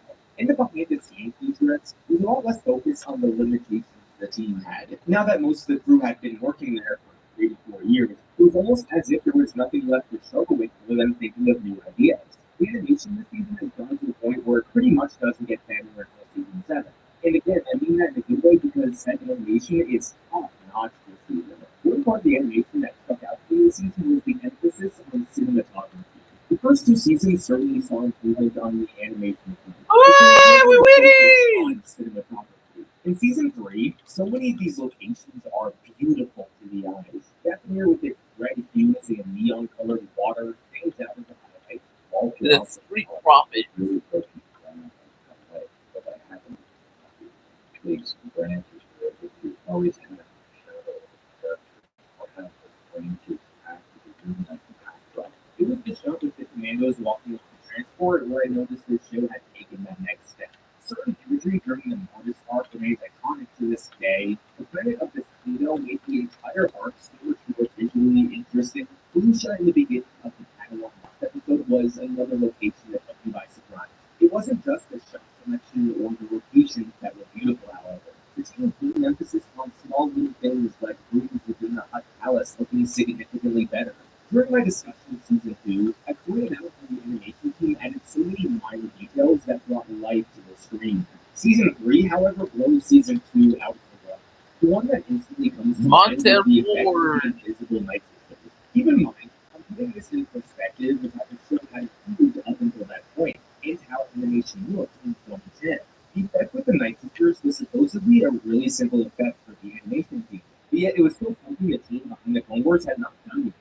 I went in and Photoshop how to do it 3 steps, and the studio totally got it, and I Photoshop out. I have that snapshot on the computer, which is really just The Macho Chopper. The detail of Captain Saban's face being all beaten up. In season 2, the animators spoke about the challenges of creating a lava during the Mustafar episode. Here during the Citadel episode, it looks at least better. An aspect of the animation that I have not spoken about at all yet is the choreography. The fights in the early seasons of the show feel fluffy. You're nowhere near as smooth as the fights we saw in the movies. But comparing season 3 to season 1, it's again another noticeable improvement. The night sister episode with Savage stood out to me in particular, especially how brutal Savage was. The animators captured that perfectly. Now, there's another topic I get to discuss during my discussion of the series. It's a pretty big topic I cannot ignore anymore, and that's the chronology of these episodes. The Twins is infamous for having a good chunk of its early episodes out of order. You can go to StarWars.com and see the official list of all the episodes in chronological order. With seasons 1 and 2, it's mostly in the right order, but season 3 is where it all goes to whack. Episode 1 and Episode 3 actually take place fairly early in the series, even before most season 1 episodes. There's a stretch of episodes midway through the season that are all out of whack. In some instances, the season of chronology works, but in most instances, it doesn't. The strongest example of this working would be people loved the episode Rookies from season 1, so Lucas thought he had to explore the training of this team and how they ended up on the machine. So going back in time to show us how Graves and Echo came to be, and then the next episode showing them in the present was an effective way to shift the chronology. When the first episode began, we knew this was a perfect episode. We understood its purpose. An example where it didn't work was with the whole campaign and Zero the Hut arc. You all remember the season 1 finale of Campaign Rescue Zero. When we get to season 3, episode 8, Evil Plans, it turns out we are seeing the origins of how Campaign got plans through the public Senate Kingdom. And this episode involved the arc through 3PO wandering about. Then the next episode after this was a follow-up on Zero going back into hot space. I remember talking to a friend who was watching the Clone Wars for the first time, and he got so confused by this whole arc. It seems strange to mess with the chronology of this show to elaborate on this plotline development. I couldn't find an explanation online why Filoni or Lucas were so open with the chronology. That's it with the discussion of the production of season 3. Well, let's dive deep into the 22 episodes and see how they all hold up. There we go. Oh! To try new things. And while that can Damn, Tomato. new and creative conflicts, the real meaning behind this has to do with expanding the scope of this war. Again, the first 2 seasons mostly just focused on the Republic and the Jedi. Season 3 expands this scope significantly. We get more development of the Republic and how they're not just the good guys. We get more development of the Separatists for the first time, and we meet so many new factions that are independent of this new kingdom. Start to round out the idea that there's a much bigger, broader world going on in Star Wars than just what you do. Let's look at the Republic and the Separatists first. With the Republic, this season really highlights how corrupt this government was. I'll talk about the corruption in a bit, but what we get throughout a lot of these episodes expands our understanding of the Republic in ways that the prequel films don't need to dream of. You would never know how influential the banking plans were to the Republic until this season. The introduction of Tarkin was a really smart way to add some moral complexity to the Republic. We know Tarkin as the evil villain of the vote, so to see him on the good gun for maintaining a bit of that sinister personality leaves the audience questioning who they should root for. It's the earliest bit of foreshadowing that the Republic becomes the Empire. It was a reminder that the Empire was more than just Palpatine declaring himself Emperor. The reason people like Tarkin gained such favor with Palpatine was because Palpatine knew they would be a great fit in his new empire. It was subtle but effective. Season 3 was also the first time we got a true look at the Separatists. Our biggest issue with season 1 was the comically evil villains. That season had nothing to do with exploring people who were sick of the Republic corruption and wanted to succeed. This episode not only squashes those issues I had, but it does so by literally taking us to the heart of the Confederacy. Maybe it's just because we only get one scene of the Separatists, but their democracy seems a lot more functional than the Republic's. Showing the good Separatists and not the comically evil villains that lost is something that makes this show to the next level for me. Especially at the his last name. You've seen a bit of here and there. We referenced quite a bit in the original trilogy. We were kind of in the Clone Wars movie, but this arc of the Huts was the first time that we truly learned how good this syndicate was. For one, there are a multitude of different Huts, and it don't just mean Jabba's 740. There's an entire Hut council where decisions are made, and I love how all the Huts look different too. We explore now the homeworld of the Huts, and we see a bit of how they operate. The other out there groups of people we learned about were the Night Sisters. There was a lot more effective work building here than with the Huts. We understand a fair amount of their society. They're a matriarchal system that uses men as weapons weapons more than anything. The lore and the magic of what the Night Sisters can do and how it contrasts with the Force was so intriguing. These Night Sisters are a league better example of a witch oven compared to what we saw in The Acolyte. In that show, it was just a bunch of women talking about the Force in a unique way. Here we have a whole different species of women, and their magic is vastly different from the Force. As a viewer, it's more interesting to see these new cultures and species compared to the ordinary women who hide in the mountain and use the Force. It's also interesting how what was established here is still being carried out in the Ahsoka series. Thrawn is trying to build an army of zombies, and I'm curious to see where that goes. How effective this are. The other big part of the Night Sister arc this season was the Sith. We don't know how much I enjoyed seeing Sith training. We have never gotten a hint of this elsewhere. I know there are some examples in the books that are quite good, but I'm talking about stuff that's on the screen. It was a major missed opportunity for the sequel to explore Kylo and Snoke's training after Snoke said it's time to complete your training at the end of The Force Awakens. I've always wondered how the Sith Master would recruit their apprentices today. The Sith are a really secret order. You don't want to just hand out flyers and hope people sign up. So seeing the process of Dooku comics and Sisters for potential candidates was the world building I loved to see. For this arc, it was a big focus to mirror Sabage's training to Luke's training from The Empire Strikes Back. And that was a great way to highlight how different the Sith truly are from the Jedi. So I'm a blue Force that be like a wrecking ball with a lightsaber. It's very much into training. Fun fact, this entire arc was written by Katie Lucas, George Lucas' daughter. She did a great job. I wouldn't say this group got much development, but the Trandoshians from the last two episodes were another unique factor to think about. People who commit crime against humanity simply for sport. It's a dark take on the Star Wars universe for short, but again, one that expands our understanding of this universe. As cool as a lot of this stuff is, we can prove that anything that has to do with the Force is always the most interesting. This leads us to the North Star.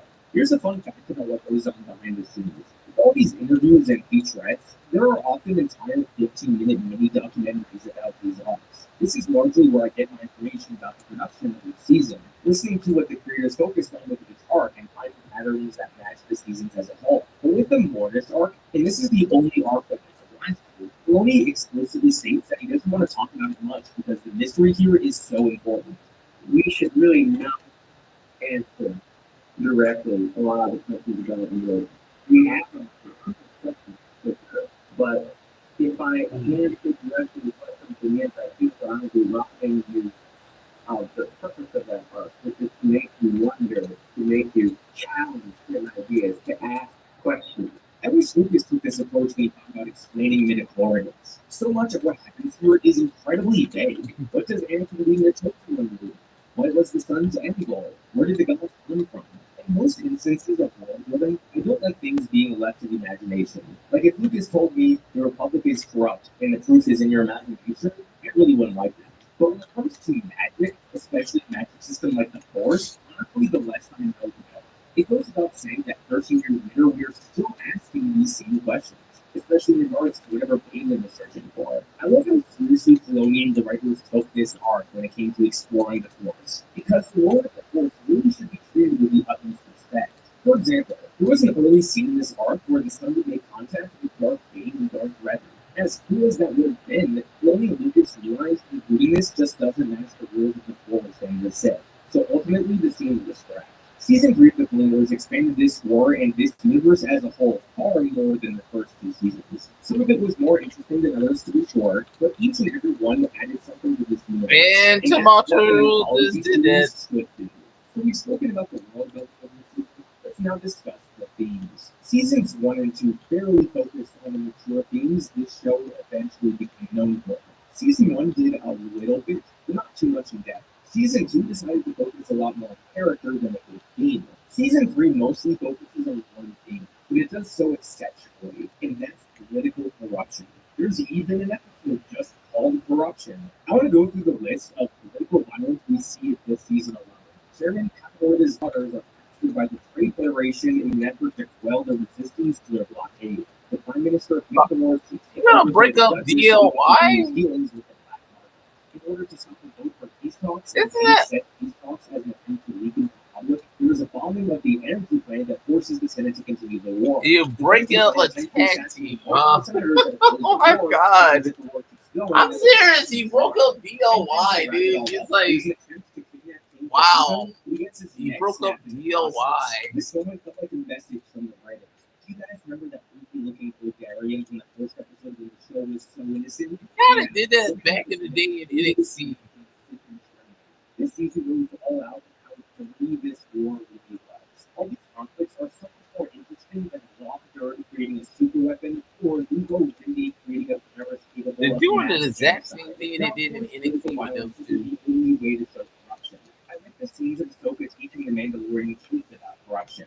The irony of the Jedi teaching about the dangers of corruption was not lost on me. Also, taking the time to show us how these corporations influence politics was a much more effective way of showing corruption compared to the multitude of political violence we saw. I do want to levy one criticism towards the politics of the movement, however, and that's how it portrays this status of the war. At this point in the series, we've seen many different battles and many different political conflicts. Since our heroes win almost every time, we think that the Republic is winning the war. Carlos But according to Hayes Admin, versus this Cody Rhodes. during the war episode, Admin says the war isn't going well for the Republic. And this is a sentiment that is repeated a few episodes later when the Senate votes on increased drone production. The Clone Wars shows a lot God, of please. It doesn't Son illustrate at all what the status of the tells me war it's gonna is. either be Jade Cardinal or battles actually lead to. Maybe Alexa Bliss. show that again is for kids. But the I don't show know. is It's especially probably this gonna be season, Jade. so we The shadow is bigger than like Jade Cardinal. to have the writers paint a better I'm picture going of with the war. Jade. It's gonna In be the Jade. episode Pursuit of Peace, It feels like he's gonna be Jade. the family is struggling during the war. Jade! It's It's a trap, Jade! It would No! have been much more interesting She's to a actually troublemaker. see people and how they're struggling. Like how we saw the people of Ryla struggling in season 1. But instead, we are only told how the people are struggling, not shown. So even though the exploration of political violence and corruption was excellent, there could have been a much better job of illustrating the state of the war. Let's wrap up this discussion of season 3 by looking at the characters. Padme is not a character who I've spoken about much. So let's dive into that. The thing is, Padme was a character I was never fond of. She was okay in the Phantom Menace, but she always felt like a repeat of Leia. The differences in personality between the two are minimal. Come to Clone Wars, Padme is often treated as this person with the perfect morality. She's always on the right side of these conflicts and appears to not have any flaws. Her morality is adequate, I suppose, but it doesn't make her that interesting to watch. The only flaw that I can think of was that she married an immature 19-year-old in Attack of the Clones. Now, while I may not care for her character, the arcs she's often the focus of are mostly interesting. Through her, we get an exploration of the inner workings of Mandalore, we get to see true separatists for the first time in Peter Weller. The political corruption Padme tries to expose are some of the best episodes of this season, and you get to learn a lot about other characters going around her, like Anakin or Ahsoka. So while I'll always be disappointed that the mother of Luke Skywalker was never the most interesting character, I can at least say her character is still a vehicle for interesting storytelling. Now, the character that absolutely flourishes this season is Ahsoka. Each season has continued to develop this character, and this season takes that development to the next level. I was so happy that the writers didn't just keep throwing Ahsoka in similar situations as the first two seasons and make us think it's the road. The theme of season 3 I emphasize so heavily is widening the scope of the war. So when it comes to Ahsoka, the writers want to widen her view of the war as well as widening her view of what it means to become a Jedi. A big focus for Ahsoka this season is becoming more independent from Anakin. She's often put in situations where she needs to lead and figure things out without her master. Her first significant episode this season is episode 6, The Academy, where she is brought to Mandalore to teach Mandalorian kids about corruption. And when some of these kids come to her for help, she then has to lead these kids in stopping that corruption. This was a situation that we had not seen Ahsoka in before. During the Ryloth arc in season 1, Ahsoka was certainly uncomfortable being in a position of authority, and that was only true. Having her be comfortable with it here shows the progression of her character. The better example of this is the final arc of the season where she gets captured by the Trandoshan. I love how the story makes it a point that Anakin cannot come help her, and that if she wants to escape, she has to figure it out on her own. It is Ahsoka who brings hope to these hopeless kids and ends up leading the plan to set themselves free. So we definitely knew at this point what his end game was with Ahsoka, and that was her leading the siege of Mandalore and surviving Order 66. In order for us to believe that can happen, he needs to show Ahsoka broken out of it as a leader, and he absolutely does that in season 3. And while these are examples of her thriving in positions of leadership, she's not always comfortable. In the episode Assassin, Ahsoka struggles to interpret their visions about Padme's assassination attempts. Anakin is not present for most of the episode, so she is forced to figure out her vision largely on her own. Which is great scene between Ahsoka and Padme where Ahsoka expresses her theories about this, and Padme helps give her confidence. This is how you develop a character properly. You tell the audience you want said character to develop a trait. War games! It makes no sense for the women to be together. No, I'm serious for war games. Women's war games and characteristics. That's what Ahsoka goes through in season 1. It certainly isn't a coincidence that after this moment in season 3, she gets the first major outfit change of the series. Outfit changes are often an indicator of change. and it's kind of interesting. It shows us how to control it. So And Nia Jax, as I'm gonna say it once again, Nia Jax championship run is bland and boring. And she's helping the Mandalorian. She is literally a bland and boring champion. Nia Jax. It just shows that she's basically getting opportunities because she's Samoan. But she's not really that good. It's like the more you give her opportunities, the more it shows how boring she is. During the episode where she and Padme go to Raxus, Ahsoka struggles with understanding the complexities of the war she's fighting. When she asks questions to live on Prairie, she comes across as someone who frankly doesn't know what she's talking about. I thought it was such a brilliant idea to foil her with Flux in this episode. For one, the two are absolutely cute together, but also Filoni wants Ahsoka to get to the point where she willingly walks away from the Jedi Order, and he needs Ahsoka to realize the faults within the Jedi and the Republic. So this episode doesn't do much, but it does plant those seeds in Ahsoka's mind that not everything is black and white. When I spoke about Ahsoka during my discussion of Season 2, I talked about how admirable Ahsoka's ability to endure was. Season 3 applies that same concept not just Ahsoka's physical challenges, but the mental challenges as well. When it comes to Anakin, a big focus for him this season was how much alike he and Ahsoka are becoming. Ahsoka improvises a lot this season, like her master. She doesn't listen to orders, like her master. And the most glaring example of this was when Ahsoka said she was able to survive because of the training. This moment here was probably the highlight of the season. No moment brought this too closer to me than Ahsoka saying the only reason she was able to survive was because of everything her master taught her. Moments like this make Anakin's fall to the dark side that much more time. And that is always a good thing. We get some development of interest this season. Sure, we get to see her past, and we see her wanting to revenge against Dooku, but that's kind of it. The arc is a lot more interesting when it comes to developing the Night Sisters as a whole rather than just friendships. But I still appreciate the writers developing her nonetheless. As I've said multiple times in the series, and as I'll continue to say, the most impressive feat the show accomplishes is developing the clones. Season 3 begins with us showing the Domino Squad and the struggles with the Falcon soldiers. Where these episodes really shine is with 99. He was the perfect character to introduce this season, even if it was for only 2 episodes. 99 is not just there to teach his brothers valuable lessons, he's also there to provide us with perspective that is easily lost. I wanted you to feel how much he wanted so badly to be just like everybody else, when really his greatest advantage was that because he wasn't, but he was told that he could see things more clearly than the clones of the Domino Squad. Since 99 can't fight like his brothers, he's left behind by the machine that created him. Buddha said a big reason he wanted to develop the clones so much was because he wanted kids to relate with them. In Season 2, a big reason he put so much emphasis on the individuality of the clones was because he struggled with finding their own individuality growing up. And with 99, kids can absolutely relate with feeling left out because of something out of your control, or feeling like you don't belong. When 99 sacrifices himself to help his brothers out, what a powerful message to send to your audience, that you can always belong. That your differences are actually what make you strong. The scene where Heavy gives 99 his medal has to be one of the most heartwarming scenes in the entire show. Certified tearjerker. Each season, the clones usually get only 2 or 3 episodes to shine. And in these seasons so far, these episodes absolutely take advantage of that time.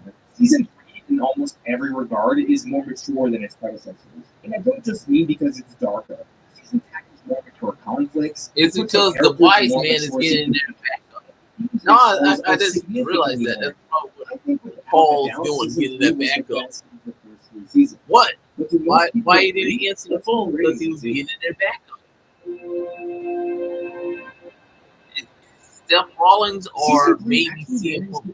I'm just saying, it'd be kind of interesting once he however, get 93% score from audiences, a 7% jump from season 2. IMDb doesn't give individual scores for the seasons, but if you were to average the 22 episodes from season 3, you would get a score of roughly 7.8 out of 10. If you think about season 1 and season 2's average ratings, the highest rated episode according to IMDb was Witches of the Mist with an 8.9 out of 10, and the lowest rated episode was Evil Plans with a 6.2 out of 10. Many say season 4 is the season where the Clone Wars really got good. So let's dive deep into the first episode. Told you!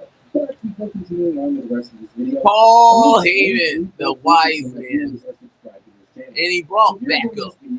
He brought back up. Thank you. You know he did. You know it did. Consistent theme for all the seasons. And most y'all would probably think it's gonna be Brock Lesnar. The show It'd be kind of weird if it was Brock boundaries Lesnar. of what was thought possible in an animated show. By the time season 4 began, 66 episodes of the series had already been made. Paul Heyman! My name is Paul Heyman, motherfucker. I'm a fat Jew bastard who can do the fucking what? Because I'm a Jew bastard. Have we seen shows that ran for more than 4 or 5 seasons, and the reputation the show gained is that it dragged on for way too long. We, the fans, know that there are infinite possibilities for this franchise, but translating those infinite ideas into consumable stories is not the same thing. That's why it is so impressive how creative and unique most of these episodes have gotten.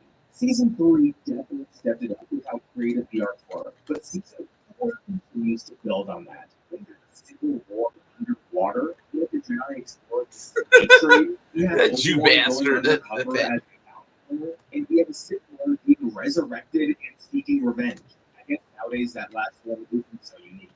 The Ibarra arc, which is technically a standard Republic for separatist battle, was so creative with how it built its conflict. It's not the battle against the separatists that kept us engaged, but the struggle against the Jedi Commando. That's creative. The other noticeable way that the Clone Wars have Oh my god, I was right! No, I was just joking when I said CM Punk. I was joking when I said CM Punk. I was joking! I didn't think I was gonna be right. I called it. No, I called it. It's like, I was like, either Seth Rollins or CM Punk. And I got it right. I called it. I was like, it's like a blue moon thing. I was just speculating right there. You have a location that's underwater. And it's CM Punk. The fifth guy is CM Punk. It makes no sense, but it kind of does because Paul Heyman. The reason I said CM Punk goes to Paul Heyman. Lucasfilm Animation needed to create entirely new. No, I'm serious. I called it because it was like, yeah, who was Paul Heyman client outside of Brock Lesnar? CM Punk. It makes sense. It makes sense because it's like, yeah. You take these 3 episodes, and you're looking at almost universally everything It's like, yeah, it's like CM Punk. It makes sense. CM Punk. He's a free agent. He can be on both shows. CM Punk. Was such a creative idea that just makes sense. Setting your story in a unique place like this poses a lot of challenges. But when you go that extra effort to have some sense of He's a former client of Paul Heyman. It makes sense.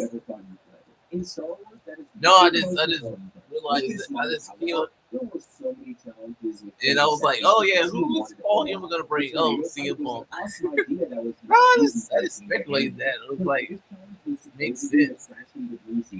I'm so glad that they went this extra effort to animate this because that's The wise man brings CM Punk. Predictable. It's a predictable move, but it's like interesting one.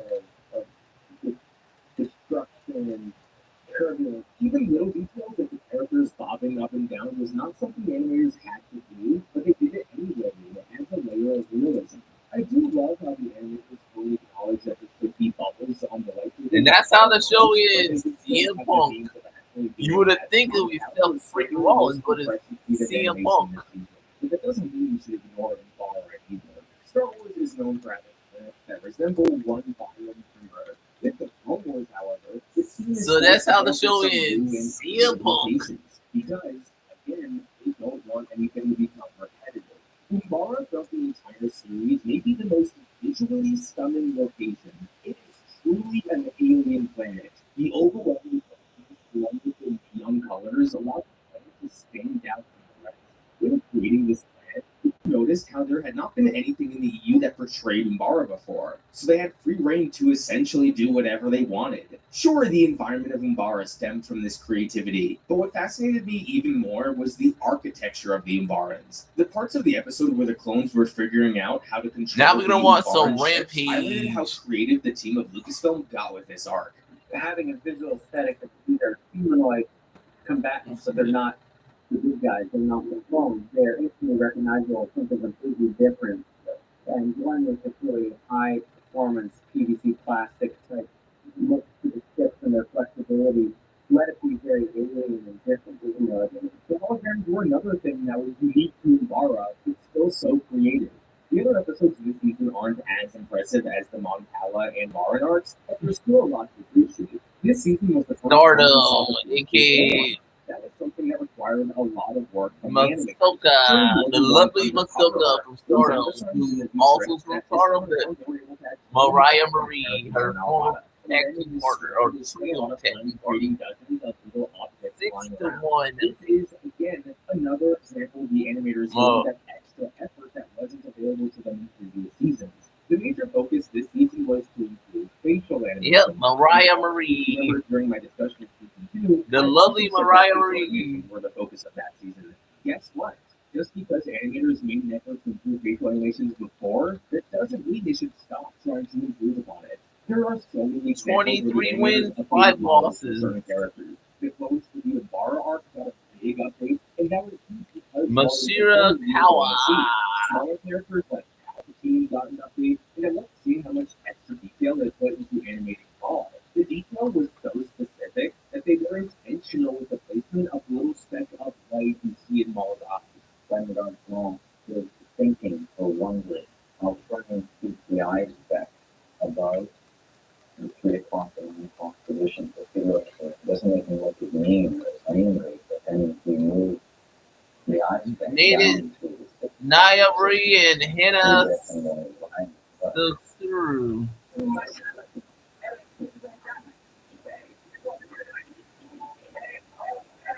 Who's taking some love and what can't I? I mean, what button do I have? The first one.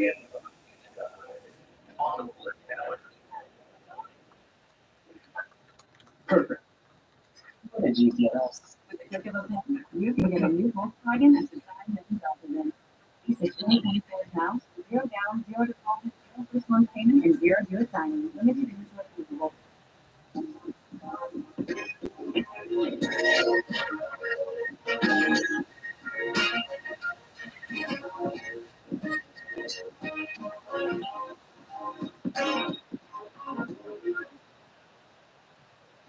Modern look. Thick, absorbent layers. You don't have to get inside just elegant. They're surprisingly affordable. Perfect for everything. Vanity Fair. Everything, every day. I don't want you guys to think the purpose of this section was just for me to glaze the animation. Yes, Oh, look at that, bitch. You got Maya, you got your cute little ass, got God. It was good, but you got God. The fancy art. You know, you shake your ass and show us something that but you got God. Because George Lucas supported his team and put them in an environment that allowed them to grow. George Lucas didn't cancel the show because the movie stunk. He didn't cancel the show because season 1 was not that great. He kept the series going. Yeah. The magic that spawned because of it. Lucasfilm created an environment of inspiration and It wasn't Catholic kid, it was Bob White or something. Has mostly remained a part of Lucasfilm. So yeah. The purpose is the what happens when the team is allowed to improve instead of getting canceled after 1 season because it wasn't perfect. That is the reason why I repeatedly talk about the animation. Because look what happens when people are allowed to improve. The improvements in animation were phenomenal this season. You're right, Goldman. If they were allowed to improve. So how good was season 4 actually? Let's find out.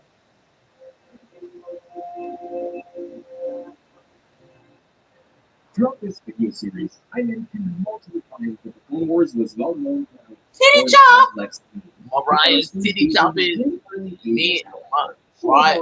Hannah, Exploring interesting round the road, and bam! The champ is going down. The champ is getting Hannah down the witches. Explore the issue as well as season 3 explored Down the This witches. was the first time we saw an individual system in civil war. And then after the war breaks out, we see how the Republic and separatists like to take sides and influence the conflict. The arc was still pretty black and white, but the separatists fought with Warren and then called them with the women and children into internment camps, which is a real thing that happens, but it's still comically evil. And at the end of the conflict, Dooku goes back on his word and puts Jansen in charge. This causes the Quarren to revolt, and then all is good again. It's probably the most intellectual way to explore this theme, but we didn't realize. I do find it strange that in the subsequent episode with the Gungan, they again introduced this idea of Civil War, and then joined the separatists. I'm sure it's pretty considering that the literal previous episode, Gungan to Montana to help out the Republic. This wasn't the best episode when it came to exploring Civil War, is all I'll say. With the R2 and 3 PO episode, they're kind of silly, but they do raise interesting questions. In the first episode, we're trying to help out the sponge line of creatures. The creatures don't be basic and they're very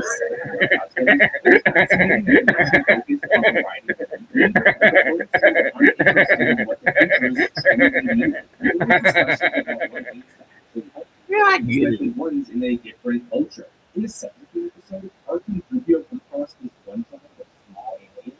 After the leader is accidentally killed, 3PO is supposed to become their new leader.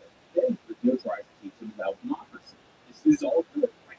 Well, we see the little people fighting each other over who should lead.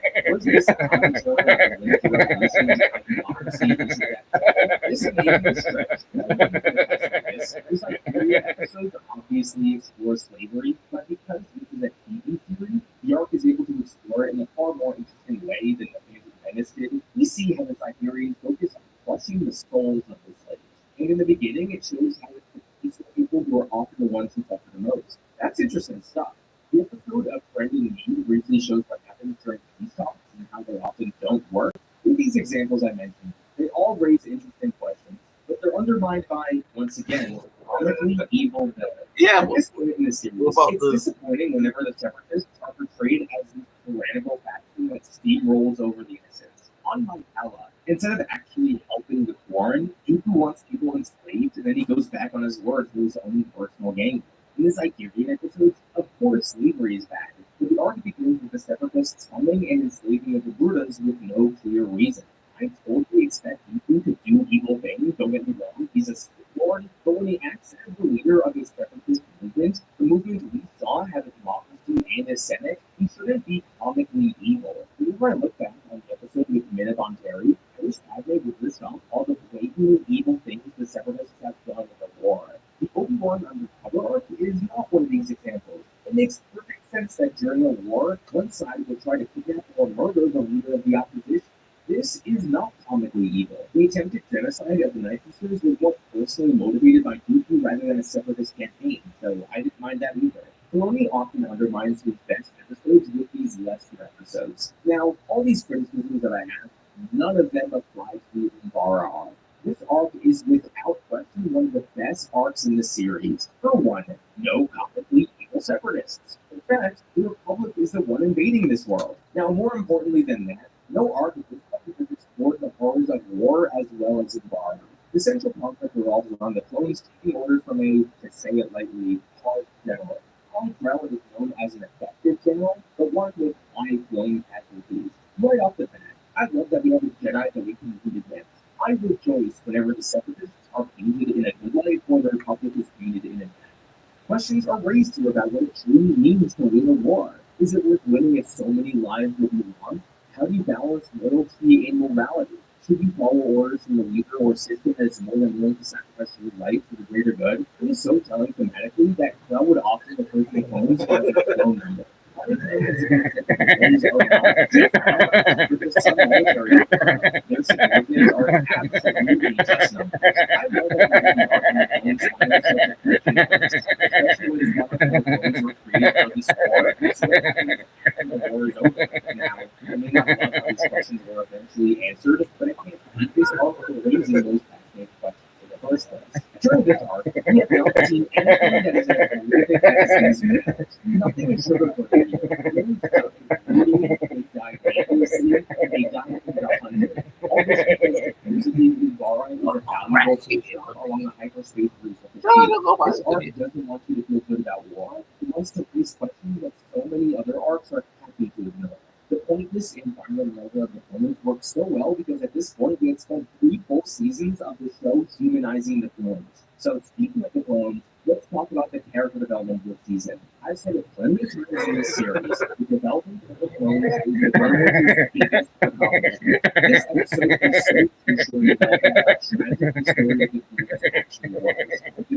In every good clone-focused episode, the individuality of the clones is an emphasis. With the new and improved animation, all the clones have different features to them that allow them to stand out. But what takes this arc to the next level is how intense the arc was on giving many of these clones different personalities. When developing this arc, Filoni created what he called the clone triangle. Listen to what he has to say about this. The clone triangle. We'll have them out, which, laid out like where 5 is at, where Rex is at. It basically shows like what their allegiances are, and you can kind of use that as a guide all the time. How brilliant is that? Not only because you're developing characters, but because it's all in service of developing the main character, Rex. My favorite analogy for storytelling is that it's like a web. A good story means every string serves a purpose and is connected in some way. Filoni really created a diagram showing how every character in this arc serves to develop Rex. This is storytelling, so let's look into it. Rex stays on an important character arc here. He begins emphasizing that it's his duty as a clone to follow orders. Good soldiers follow orders. Whenever Vines or the other clones challenge him on this, his response is that he's loyal to the Republic. This line, being loyal to the Republic, is very intentional. It shows what Rex sees as loyalty. As the episodes progress, Rex is constantly at odds with following Grell's orders and doing what he knows deep down is right. He's challenged on this over and over again. An underrated part of this arc is that Grell is not viewed as a traitor right away. After the first 2 episodes, you can tell yourself, I hate Grell, he's told to these clones who we love, but this is how he gets results. He has a reputation of winning. We may not agree with his methods, but we can understand it. It's obviously not until he tricks the clones into killing each other that we realize Grell's true intentions. The horror of this act was capped off perfectly by killing Waxer. For those of you who don't remember, Waxer was the clone in the Ryloth arc back in Season 1. He was the guy who went out of his way to make sure a little girl was safe. How's this story gonna turn out? Well, he's going to get killed off in friendly fire because he was betrayed by his general. That is tragedy at its finest. This is why we are sick to our stomach watching this. So eventually Dogma kills Grell, and Rex reflects on all this. The point of this arc was to highlight that the clones are not mindless killing machines. They are human beings who would not do whatever they are told. This concept is not simply following every order. It's way more complex than that. You know why this was the perfect arc to give Rex and the clones? It's not just because it was a good lesson to teach kids, although it is. It's because it perfectly serves the ending of this series. This arc spent 4 episodes teaching us how the clones are more than just soldiers. They are real people who won't blindly follow orders. What happens during Order 66? Clones are turned into mindless droids who without second thought will be killed. Thanks for following orders. We got a few seasons to go before we talk about the Siege of Mandalore, however. The Darkness of the Umbara arc is a masterclass in storytelling, in theme, in character, and also in animation. Bravo, Dave Filoni. But remember, Season 4 also has 18 other episodes. So what character development do we get here? I would say outside of Umbara, this season is a lot less character-focused than Seasons 2 and 3. But there's still some good stuff. Ahsoka has a few good episodes. Last season we saw Ahsoka get that lead into becoming a leader, Ahsoka. someone who can not only lead when called upon, but also teach others. Pairing her with Lee Char allowed her to teach on a more consequential scale. Instead of teaching kids in a classroom, she helped advise the future king of a nation. That was a smart way to progress her character. The other only Ahsoka-focused episode this season was the one with Lux. Man, Lux is the most underutilized character. Giving Ahsoka not necessarily a romance, but someone she clearly has for is a great direction for her character. In a way, it makes her a great Anakin. So does Ahsoka balance love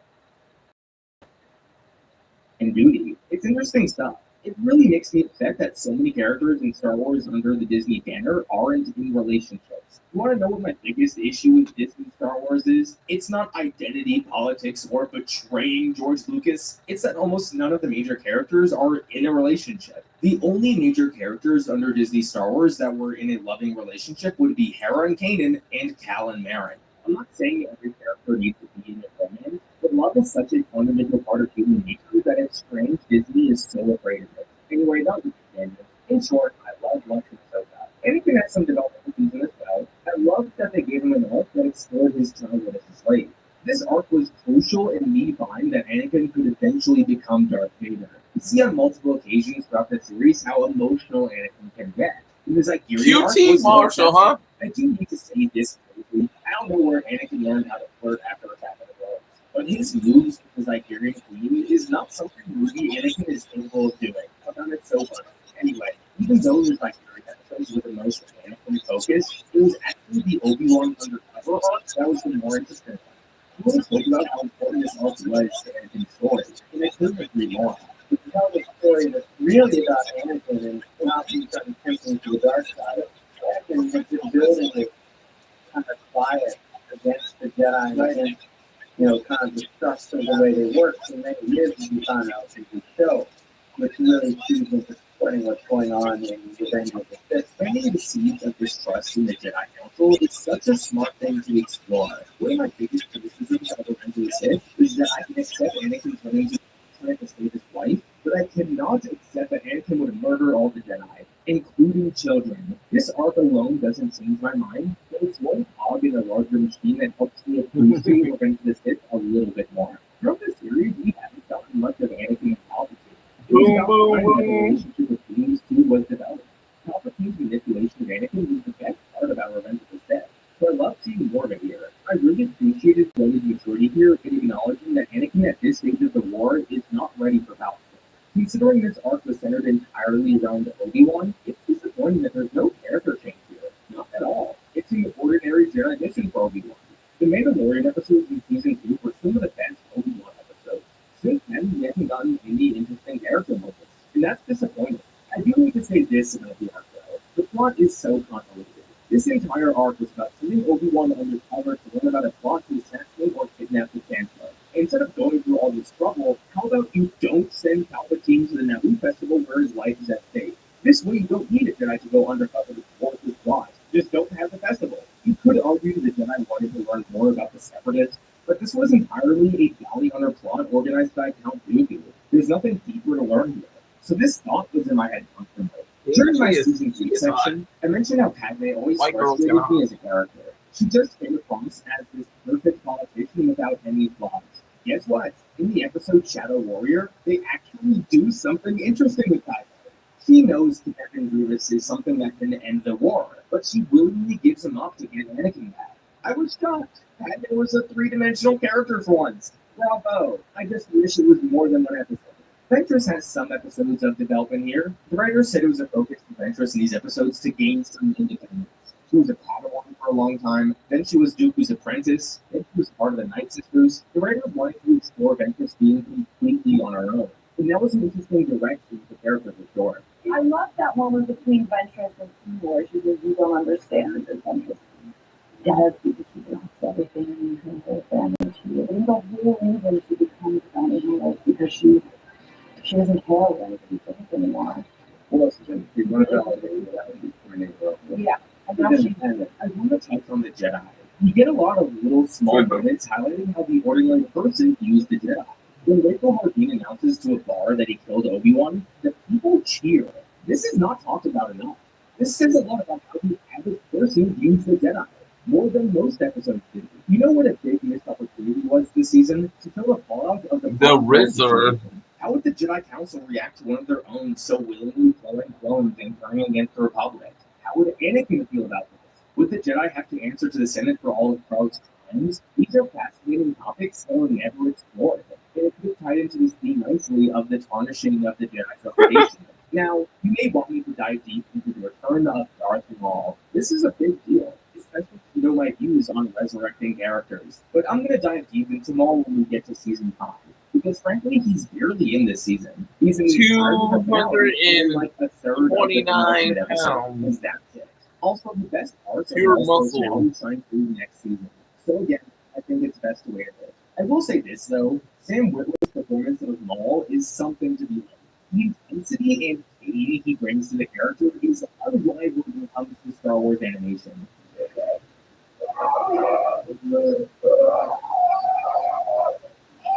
Season 4 certainly has a lot of missed opportunities, but when it excels, it is some of the best Star Wars ever made. Now, what do most people think about the season as a whole? Let's put ratings and see.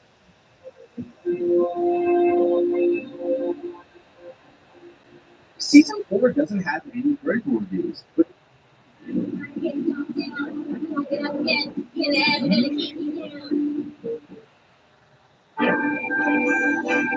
Celebrate the moment. Exploration. When you roll with Teddy Morse's Daytona Harley-Davidson, you roll for life. With every new Harley-Davidson purchase, exclusive entry to You're ready, little fucker. Yeah, you can. My daddy's gonna kick your ass. Oh, there we go. Diamond color hill. IMDb doesn't give individuals. Boom! Diamond DT's move. Diamond color. Goes for a roughly 7.94 out of 10, which would make it the highest rated season of the first 4 seasons. The highest rated episode, according to IMDb, was The Carnage of Krell with a 9.3 out of 10, and the lowest rated episode was Mercy Mission with a 6.1 out of 10. Season 4 was the last 22-episode season of the Clone Wars, because season 5 only had 20 episodes.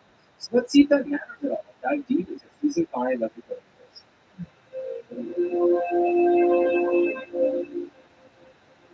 After the release of the 12th episode of the season, Missing in Action, the Clone Wars reached a big milestone: 100 episodes. Very few shows reach this number, so it's no surprise how big of a deal this was for Dave Filoni. For discussing how grateful he was for this whole experience, he took some time to reflect on everything, and he credited the consistent improvement from the team as a major reason behind the success of the series.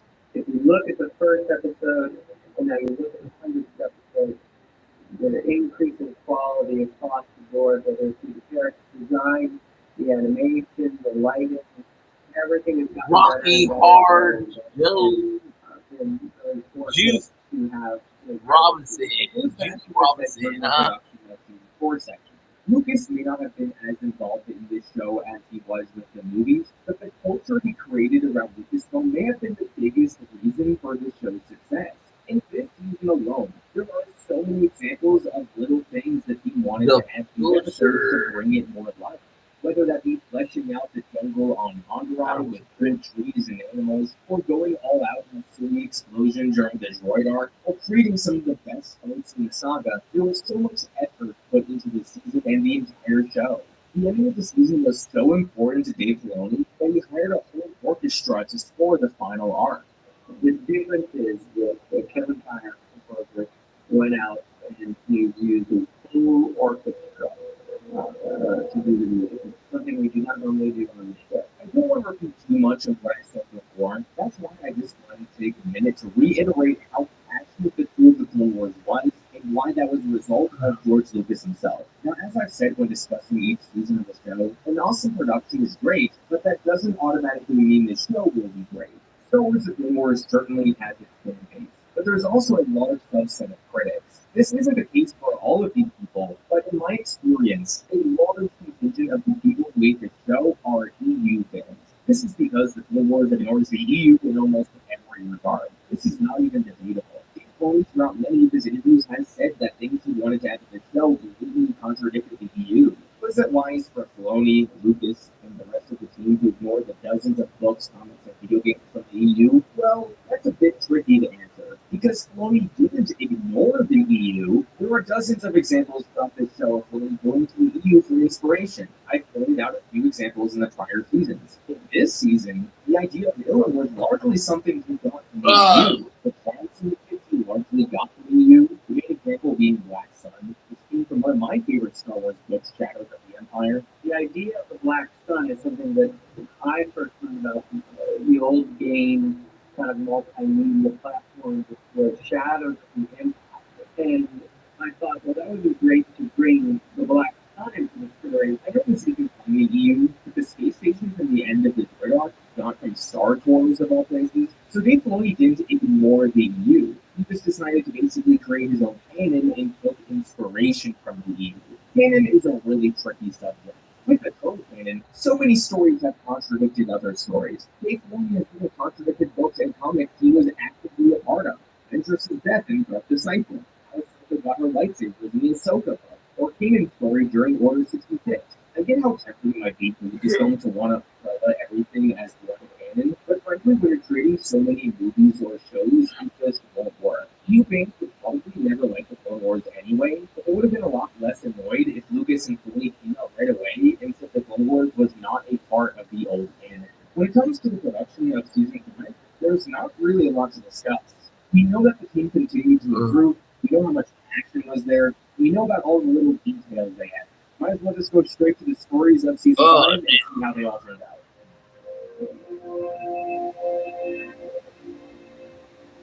With the breakdown of this season, we're going to go arc by arc, because Season 5 is a 20-episode season consisting of 5 4-episode arcs. Previous seasons had a lot of standalone episodes, but with this season, every episode belongs to an arc. The Maul and the Mandalore arc is the only one where the episodes don't happen concurrently. So we'll begin with the Onderon arc. We have to return all Lux with this arc. And you guys know I love Lux's and Ahsoka's relationship. Actually, X-Men, the voice of Ahsoka, put it best. All series we have seen Ahsoka act far beyond her age. She's mature, she's becoming a leader, she's even a commander in the Army of the Republic. But introducing Lux to the story allows Ahsoka to struggle with problems that are more her age. People forget, Ahsoka is probably 16 years old for the events of the season. It's why it's so jarring during the Ahsoka show when she looked so young during the flashbacks. It was jarring because it was accurate. And what issue does a 16-year-old struggle with more than a little crush? But here she is dealing with some emotions that are more her own age. And I think that's important to see with her. It's important to see different sides of her, and she also struggles with it. You know, she does have these feelings for Lux, and she doesn't know what they are. She's confused by them. She doesn't know why she feels that way. The arc adds a lot of nuance to Ahsoka, especially in regards to her relationship with Anakin. I'll emphasize this a lot more when I talk about the Wrong Jedi arc, but this season more so than most puts such an emphasis on how similar Anakin and Ahsoka are. Ahsoka may not have a secret marriage, but exploring romantic feelings is something Anakin can help Ahsoka with. I like the little guidance Anakin gives Ahsoka during these moments. It brings the two close together, which is not always an easy thing to do when you're 5 seasons into a show. Now, while I love what they did with Ahsoka during this arc, the arc resonated with me thematically more than anything. This arc tackles questions of rebellion and what it often looks like right off the bat. It should be noted that a big focus for this arc was planting the seeds of the Rebel Alliance we know and love. And I don't just mean aesthetically. The goal of this arc was to show the Jedi teaching these people how to rebel against tyranny, so when the Jedi are eventually all wiped out, their lessons remain through these rebels. I love this inclusion into the show, because even though the events of the Clone Wars are obviously mostly about the events of the prequels, the writers never forget that this all leads to the original trilogy anyway, and they make an effort to connect the two. The question that's often raised during this arc is, what really is a rebellion? Because while some would call himself a rebel, others would call him a terrorist or an insurrectionist. This question is largely answered through contrasting Skila and Saw. This arc plants the seeds that Saw will eventually become an extremist. He often makes comments about going to extremes to get his point across. In An example being how he's willing to risk the lives of the innocents to achieve his goals, often justifying it by saying this is what happens in war. Saw is also often impulsive, focusing more on the end result rather than the consequences that could follow. Stila, on the other hand, is more focused on maintaining her morals. She is not willing to sacrifice innocents to win this war, and she's a lot more concerned with rallying support for her rebellion, which is another interesting thing to explore. How do you rally support for a rebellion? This arc often portrays it as maintaining the moral high ground, fighting for others rather than fighting for yourself. This is what gives the ordinary person the motivation to help out. A lot of these questions are answered more in depth when we get to Star Wars Rebels, because Shocker, that show is more about a rebellion, but I love the early seeds that were planted here. The arc ends with some interesting questions raised by Ahsoka. Even though Saw and his rebels win, he loses his sister in the process. I like that these later episodes don't try and sugarcoat war like the early seasons did. People die in war, and often loved ones. It doesn't matter if they're fighting for a good cause. People still more than often lose their lives. Saul has to learn to deal with this. And it affected Ahsoka because it made her begin to question things. What's the point in fighting a war for freedom when you're going to lose the people you love along the way? Is war often worth the cost? These are questions that will motivate Ahsoka into making a decision at the end of the season. Onderon was a solid arc that had good character moments, an interesting plot, and good exploration of themes. But moving on, the Younglings arc may be one of the more underrated arcs of the show. This show has put such an emphasis on how the Jedi are losing their way and how they are affected by the war, so it was relieving to see an ordinary Jedi arc that doesn't have anything to do with the Clone Wars. We get some awesome war building for the Jedi in this first episode. The episode makes the Force and the Jedi feel more mystical. The Younglings enter these magic caves to get their time crystals, but the only way to achieve this is by confronting their fears. That was a really clever addition to the Jedi lore. It allows the episode to develop each one of these kids too. Tetra must overcome his arrogance and his overconfidence because he wants his crystal. Biff must confront his fears of monsters if he wants to get his crystal. Bungie must learn patience in order to get his. This first episode manages to develop each one of these kids in little ways. That's 6 characters in 20 minutes. And the episode develops them effectively in such a short time. In the subsequent episode, we see the kids crafting their own lightsabers. This has actually become so influential in modern Star Wars that it led to a whole attraction to Galaxy's Edge where you build your own lightsaber. One point of emphasis for Filoni in this arc was to make it feel like a classic Star Wars. Oh, Jason Waller! Boom! Star Wars. If you wanted it, Rolling Thunder, well. the Blade, Butcher, I mean, Butcher. Beyond anything else that you want to accomplish, I said, I really want these to be like a new hope. These are classic Star Wars shows because they have the magic, they have the taste, the sense of adventure, and as you see from the gathering as you are kind of unfold, I think you will find that sensibility of, wow, this reminds me of Star Wars when I was a kid. So much is so hard. Until you except for WWE because he lives and shows up in the back. So that's a pretty depressing thought. This episode has a little development for Ahsoka as well. This season, similarly to season 3, shows Ahsoka getting beaten up constantly. It's most prominent at the end of the season, but here she gets put through the ringer too. Showing her taking all these punches so she can help a handful of Jedi kids makes her pain and disappointment in the Jedi. Okay, good here, by the way. If you followed me for a while, you would know who my least favorite character in Star Wars is.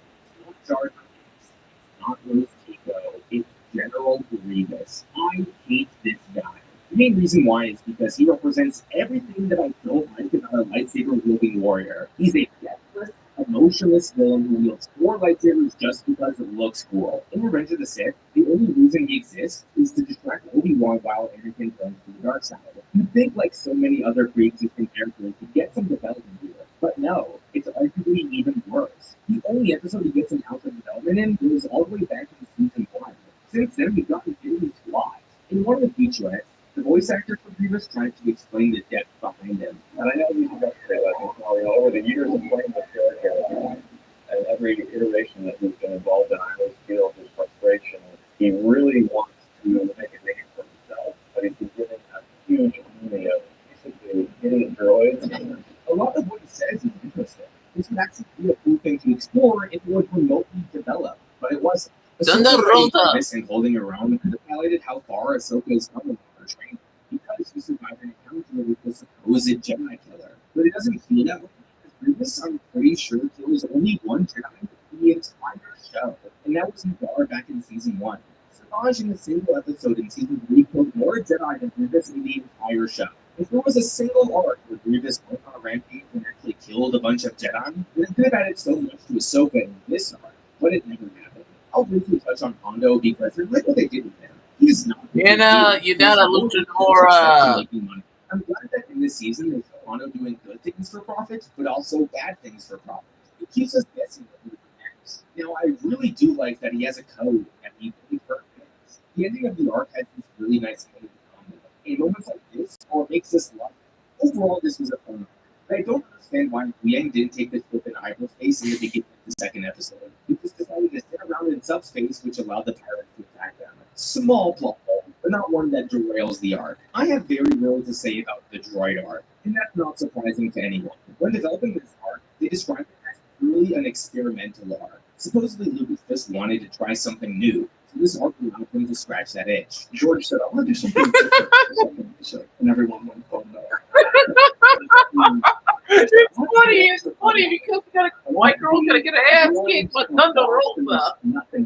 It's funny because Mama thinks is gonna get an ass kicked.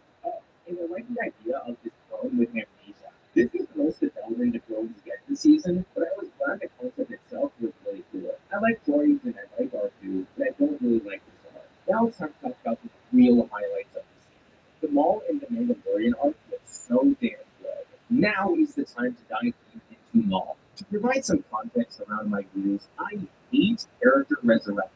I hate them with passion. It is one of the most unoriginal and boring things you can do. With that being said, Maul's resurrection was handled nearly perfectly here. I know it's technically not a resurrection because Maul never died, but for the sake of brevity, we're going to call it a resurrection. Here's why Maul's resurrection worked. In order to resurrect a character successfully, you must ask 3 questions.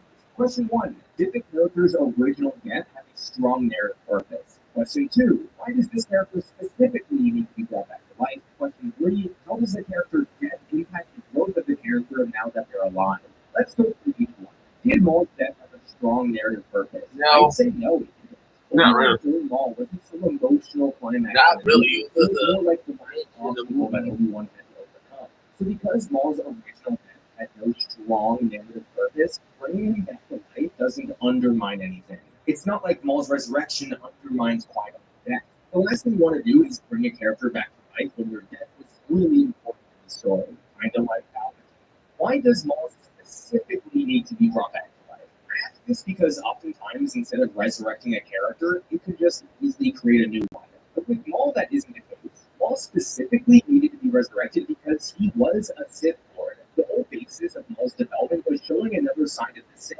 But you can't simply do that with another character. And also, Maul has a relationship with Obi-Wan, which is a big part of this season and the seasons going forward. How did Maul's death affect him going forward? Well, his entire arc this season was how Maul essentially felt abandoned by Palpatine. Maul knew the grand plan. Maul knew there was going to be a war, and that was how the Sith were going to take over. Maul also knew he was supposed to be a key part of that plan. But since he lost to Obi-Wan in the Phantom Menace, he had to be replaced, and he lost his standing in everything. This whole time, Maul is pretty much fighting to gain his relevance in the war. He wants to make himself known. He wants to be respected like he once was. This is how Maul's death affected him. So because I was able to answer all 3 of these questions correctly, Maul's resurrection worked. Now, just because his resurrection worked, that doesn't mean the story itself was good. So let's look at it. What Tony and the team masterfully did here was develop Maul as an actual Sith Lord. In the Phantom Menace, he was just a cool-looking twist who fight like a badass. A Sith is a lot more complex. Sith Lords know how to manipulate, they know how to thrive under chaos, and they know how to gain power. Filoni basically told himself, this is what a Sith Lord does, so let's see Maul do it. Beyond his hatred for Obi-Wan Kenobi, there was the idea that he was a well-trained apprentice, and that he would start to do the things that he had been trained to do, to build armies, to deceive people, create a power base for himself. Sam Witwer, the voice of Maul, once described Maul like Sisyphus. For those of you who don't know the story, Sisyphus in Greek mythology was first to roll a boulder up the hill eternal. For Maul, the top of the hill is gaining all the power. Throughout this series and even in Rebels, Maul constantly has elaborate plans to gain power, only for it to consistently collapse every time. I loved how the writers took what we saw with Savage and applied that backstory to Maul. Obi-Wan tries to reach out to Maul by mentioning how Maul was basically sold to the Sith and never really had a choice, but Maul knows no other way. He's too consumed by the dark side. Like Sisyphus, Maul can never stop. He's eternally cursed to try and gain power but fail over and over again. So during this arc, we see Maul manipulate the Death Watch and define Syndicate to gain power. He uses his Sith skills of influence to get the Syndicates and Death Watch on his side. Once he's able to gain power, he then has to navigate around the eventual betrayal from Death Watch. He uses the Mandalorian duel against Free Isler to challenge him in single combat and gain power that way. Maul has no honor, but he knows how to manipulate other people's honor. Once that happens, then he draws up a plan so he can lure Obi-Wan out and make him suffer. That's not a power move per se, but it was a scheme that worked out. Now, Maul knows that he himself can rule Mandalore, so he reinstates Almec as Prime Minister and rules through him. This is the type of scheming that makes the Sith so much fun to watch. And then once at his peak, it all comes crashing down. Sidious goes up and puts Maul in his place. This was just one cycle of Maul's eternal curse, and there is more to come. Maul was perfectly developed this season. He was given deeper motivations for why he was doing what he's doing. He doesn't just want power. He wants to prove to Sidious and the world that he has a role to play and that he's worth being taken seriously. His quest for power isn't boring. He's able to manipulate and use his skills as a Sith to gain power. And overall, he's just entertaining to watch. It's no surprise that Maul became a fan favorite in videos. And this 4-episode stretch during season 5 is probably the biggest reason why. The last arc of the season is the Wrong Jedi. This arc, like Lumbara before it, is on the Mount Rushmore of Clone Wars episode. Right off the bat, the structure of this arc really works. I've noticed that Lee has a formula when it comes to these more tragic arcs or episodes. He knows he's going to break our hearts in the end. So what he does in the arcs by giving us one last piece of the thing we love. In this instance, it's the relationship between Anakin and Ahsoka. The first episode feels like a standard Anakin and Ahsoka episode. They're in a battle, Ahsoka saves Anakin, the two joke around, and they're moved on to the next path. The big mystery surrounding this arc is a force who bombed the temple. Of course, you have to meet the audience right away in a very traditional Star Wars fashion and give it some good old banter back and forth between the two. Eventually, Vanya around the midway point of the second episode, Ahsoka is framed and then goes on the run. Putting Ahsoka through her biggest challenge yet at the end of the season was so smart because the viewer doesn't know what's going to happen to her. I know nowadays that's different because Ahsoka is a part of so many projects, but back then there was so much discussion around what would happen to her. I have vivid memories talking to my friends and asking them what they thought would happen to Ahsoka. We all assumed that she would die. That's the most logical explanation for her absence in Revenge of the Sith. So throughout this entire arc, we're constantly stressed out if Ahsoka will actually make it through. Usually you would say, Ahsoka is the main character, no way she dies. But this season we've gotten a lot of death and tragedy. It really was on the board that Ahsoka could die. Chloe knows all this, and crafted this entire arc around the tension surrounding Ahsoka's future. Really smart. The weakest aspect of this arc was that it was pretty obvious from the second episode that Varys is the real bomber. Varys is the only one Ahsoka would talk to. Varys raised those suspicious questions around Ahsoka, and then when we could tell it was a woman who attacked Ahsoka with Vengeance's lightsabers, that pretty much sealed the deal. So there's not much tension in the second half of the arc surrounding who the real bomber is. But again, I think it's not that big of an issue because most of the tension surrounds whether or not Ahsoka would live. The mystery surrounding the bomber's identity could have worked a lot better if Varys was shown more consistently throughout the show. We saw Varys during the Geonosis arc in season 2, but we haven't seen her since. If Varys was shown in at least 3 or 4 different arcs throughout the series, then her presence in this arc would be so unique. So it would be so obvious that it's good. Now, before diving deep into these specific characters, I want to talk about the Jedi. I love what they did here with the Order. The climax of this arc is not Varys' confession. It's Ahsoka leaving the Jedi Order. And in order for Ahsoka to leave the Order, she needs to lose all trust in the Jedi. So throughout this arc, they tie in all these anti-war themes to the Jedi. You see protests outside the Jedi Temple blaming the Jedi for the war. And Ahsoka struggles to understand why a Jedi would bomb the temple, and it can try to tell her that not all Jedi agree with the war. The big emphasis for this arc is actually placed on the Republic War mission. For one, this was a perfect way to tie the Republic with the Empire. Because what we see here, I can totally see becoming the Empire. Tarkin really represents the military establishment. And what we see in the Empire. We see the grand facilities for military departments that got built. We see the mass staging area. All of this shows you that there's a time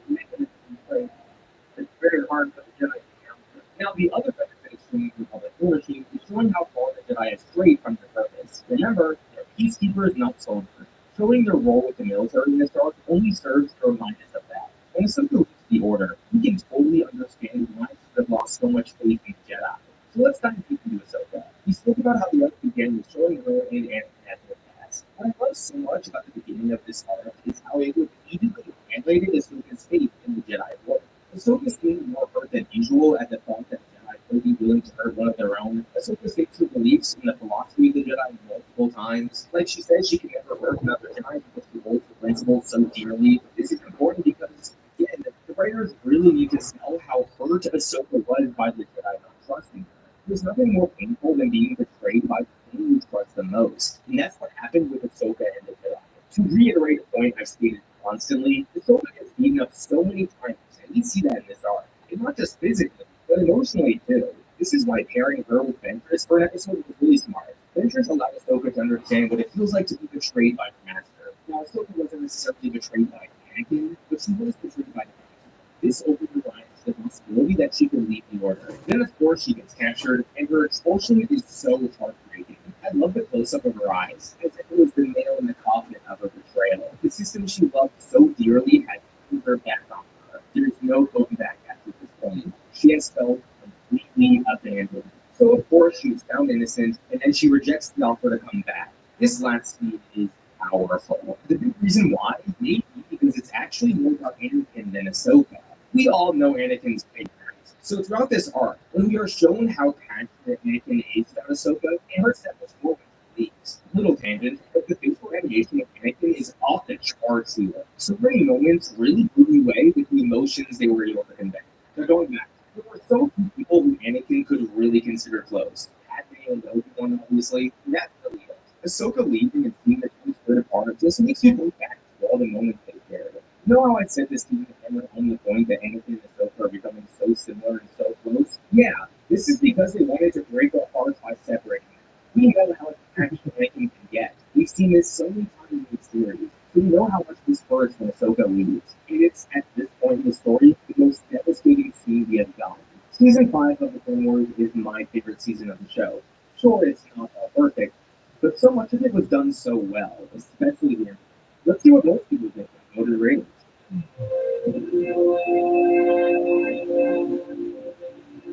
Season 5 managed to get a 100% critical score on Tomatoes from 5 reviews, but it does have a 96% score from audiences, making it the highest rated season by audience on Rotten Tomatoes. IMDb doesn't give individual scores for the season, but if you were to average the 20 episodes from season 5, you would get a score of roughly 7.99 out of 10. So close to an 8. But this does make season 5 the highest rated season of the show so far. The highest rated episode according to IMDb was The Wrong Jedi with a 9.7 out of 10, the highest rated episode yet, and the lowest rated episode was A Sunny Day in the Void with a 6.1 out of 10. As we all know, season 5 was the last season to air on Cartoon Network. What happened after season 5? Well, let's look at the unfortunate production of season 6. Yeah, the lost episode.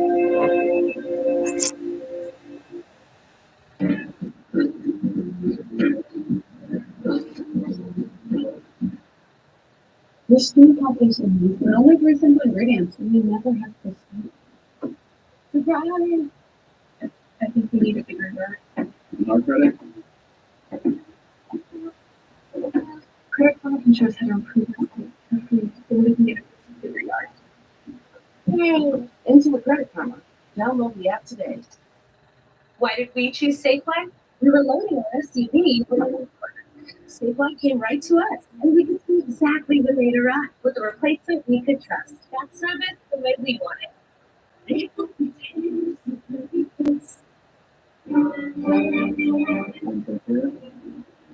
Sport for life, against sports. Season 5 of Star Wars debuted on September 29th, 2012. Just over a month later, on October 30th, 2012, a few days after the premiere of the 5th episode of the season, George Lucas officially sold Lucasfilm and the rights to Star Wars to Disney. Along with the acquisition came the announcement that Lucasfilm would begin working on a sequel trilogy beginning in 2015. Regardless of the acquisition, Season 5 continued to air on Cartoon Network like nothing had changed. However, 10 days after the season finale was released, Lucasfilm put out a press release regarding the future of its animated project. In the press release, they stated, after 5 highly successful and critically acclaimed seasons of Star Wars The Clone Wars, we feel the time has come to wind down the series. The Clone Wars was ending prematurely. In the subsequent years, we learned that Dave Filoni and George Lucas had planned for 8 seasons of the series. Fans were left devastated that 3 of those seasons would never reach their TV screens. To this day, there has never been a concrete reason given for why the show was canceled. But given the events surrounding the Disney acquisition of Lucasfilm and multiple quotes from people behind the scenes, it's pretty obvious what the major reasons for the show's cancellation were. So let's go through these likely reasons. When George Lucas began the Clone Wars, he had a contract with Cartoon Network that gave him the distribution rights to air the Clone Wars. It's not clear when this contract would have concluded, but that date was well after the Disney purchase. Just because Disney now owned Lucasfilm, that didn't mean they could just void the contract with Cartoon Network. So because of this, Disney didn't want to spend money on a series that would not only not air on one of their platforms, but it would air on a rival network. This is likely the biggest reason why the Clone Wars was canceled. This is also why almost immediately after the conclusion of the Clone Wars, Lucasfilm had to work on another animated project, one that would air on the Disney.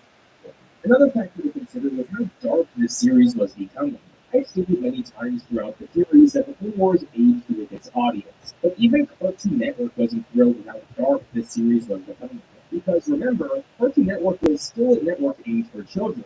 Daniel Logan, the actor of Boba Fett, said this in 2018. I think it was getting a little too graphic. Boba was doing some really cool stuff. He started to actually become a bounty hunter.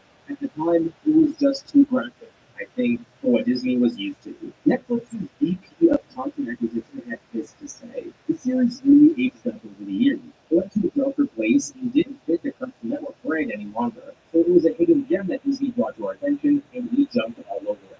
So the series becoming progressively darker was certainly a reason why it was canceled. And the other major factor that people don't often consider is how expensive producing the show was. George Lucas was able to fund the series from his own pocket. Even though the show was a critical and commercial success, it was likely that the Clone Wars didn't turn as much of a profit as you would think. But because Lucas was a billionaire and was passionate about the project, he didn't care about the profit margins. He made the Clone Wars simply because he wanted to. Now that Disney owned the franchise, it just wasn't financially viable to continue the series, especially since it would be airing on a different network. So as much as we hate Disney for canceling the series, it would never make sense for them to keep it going. They would have absolutely lost money.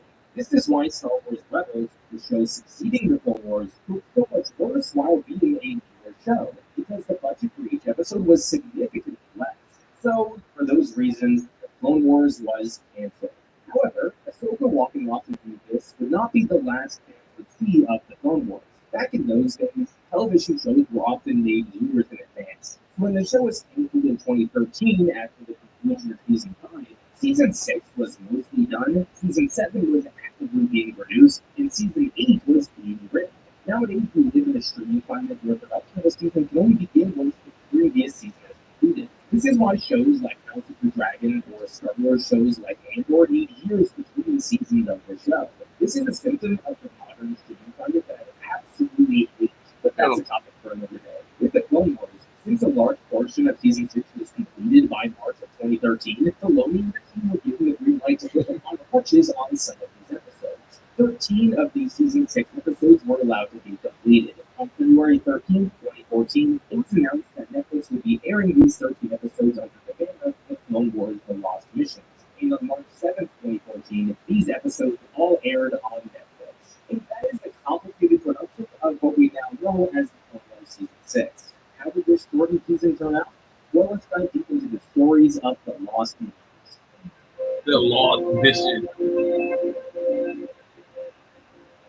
Season 6, like Season 5, is divided into arcs, some longer than others. You begin the season with the inhibitorship arc, then there's the banking plan arc, the Jar Jar and Mace Windu arc, and the season concludes with the Pulse Ghost arc. Let's start from the beginning.